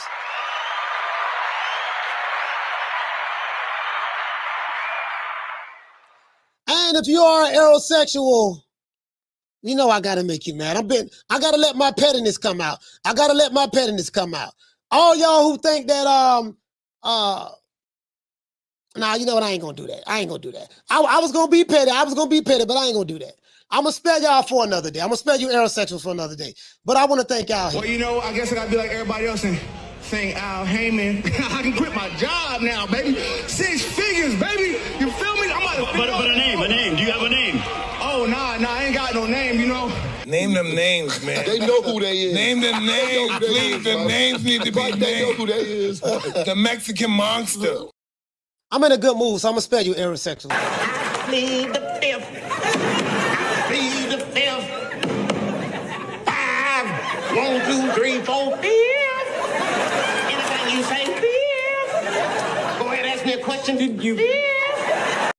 I'm gonna say a special prayer for you too, because you need some help. And I want you to hold on to God's unchanging hand, because he helped Joshua fight the battle of Jericho. Yes. He helped Daniel get out the lion's den. He helped Gilligan get off the island. Lord. Coming over here with that flam, you gotta set that soft ass shit up. Soft ass shit up. And the best man to win. That's some soft ass shit. Shut that soft ass shit up. All that soft talking. I know you can do it, man. You got to. Man, shut that soft ass shit up. See, like Floyd Mayweather said, we believe in working smarter, not harder. You know what I mean? We made some smart investments. You got to understand the fight may happen, it may not happen, but you got to have vision. Well, I respect your ambition, Willie, but you got to have vision. Now, I run every kind of bitch, every kind of place, and I know one thing. When it comes down on you, you either collectivize or you run like a solitary rat. Fuck it, I'm gonna just be petty anyway. Yes, surprise. You gay. That's not all. Go in there.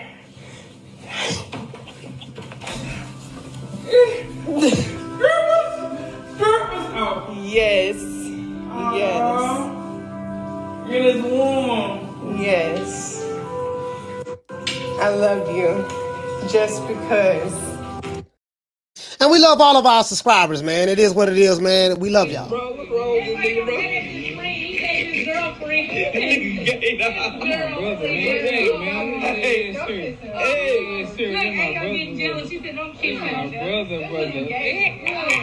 Bro, what's wrong with this nigga, bro? He said his girlfriend.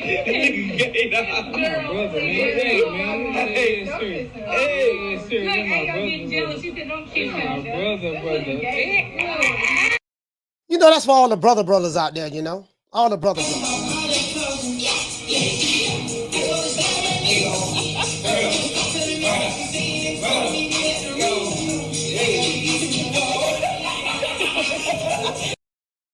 I just me being petty, man. Me being petty. You know what it is, but I like taking jabs at the Errol Spence. Hurting the group? I'm the best thing ever happened to this damn group. Nobody's bigger than the group. Y'all ain't stupid.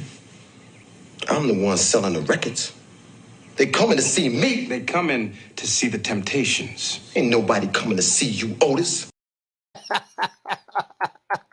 Demario, man, what's good, my brother? What's good, my brother, man? Demario. It is what it is. Once again, this song is about Coach Malachi Williams signing out. Talk to him, man. I want to thank the whole hood who came out here. I love y'all. I did this for the hood. Y'all know I beat that boy. Hey, you know what, Booger Ray? Let me. Hey, you know what I want to say to you, Booger Ray? Let everybody know what time it is, man. You know, shout out to my favorite promoter, Booger Ray. Make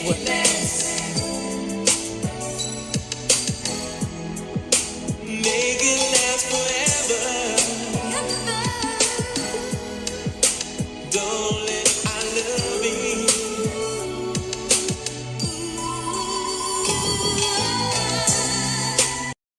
Hey, man, and shout out to my dog, Eddie the Hitman Hearn and Booger Ray Leonard's latest single. Sunshine when tanks gone. I'll smack the shit out of him in front of everybody. Only dark times for you. I'm just throw Haney's name in the hat. There is no fucking hat. Ain't no sunshine when tanks gone. I don't play them type of games. Leonard L.B. Why you always talking about me? Didn't you fucking learn your lesson from that? With AJ? Ain't no sunshine when tanks gone. I'll knock that motherfucker's hole out. Period. Only dark times for you. Ain't no hats to throw nothing in here. We're running a fucking business. Ain't no sunshine when tanks gone. You fucking idiot. Leonard L.B. Why you always talking about? And just in case you aerosexuals forgot, I'm the one who gave you your name. If you ever want to smoke, I leave the phone lines open all the time. I do not play. I do not play. You feel me? Y'all better ask me. I fuck with your soul like ether. Teach you the king, you know you. Godson across the belly. I prove you lost already. It is what it is. Once again, it's on, man. Let's make it do what it do. Have a happy Friday.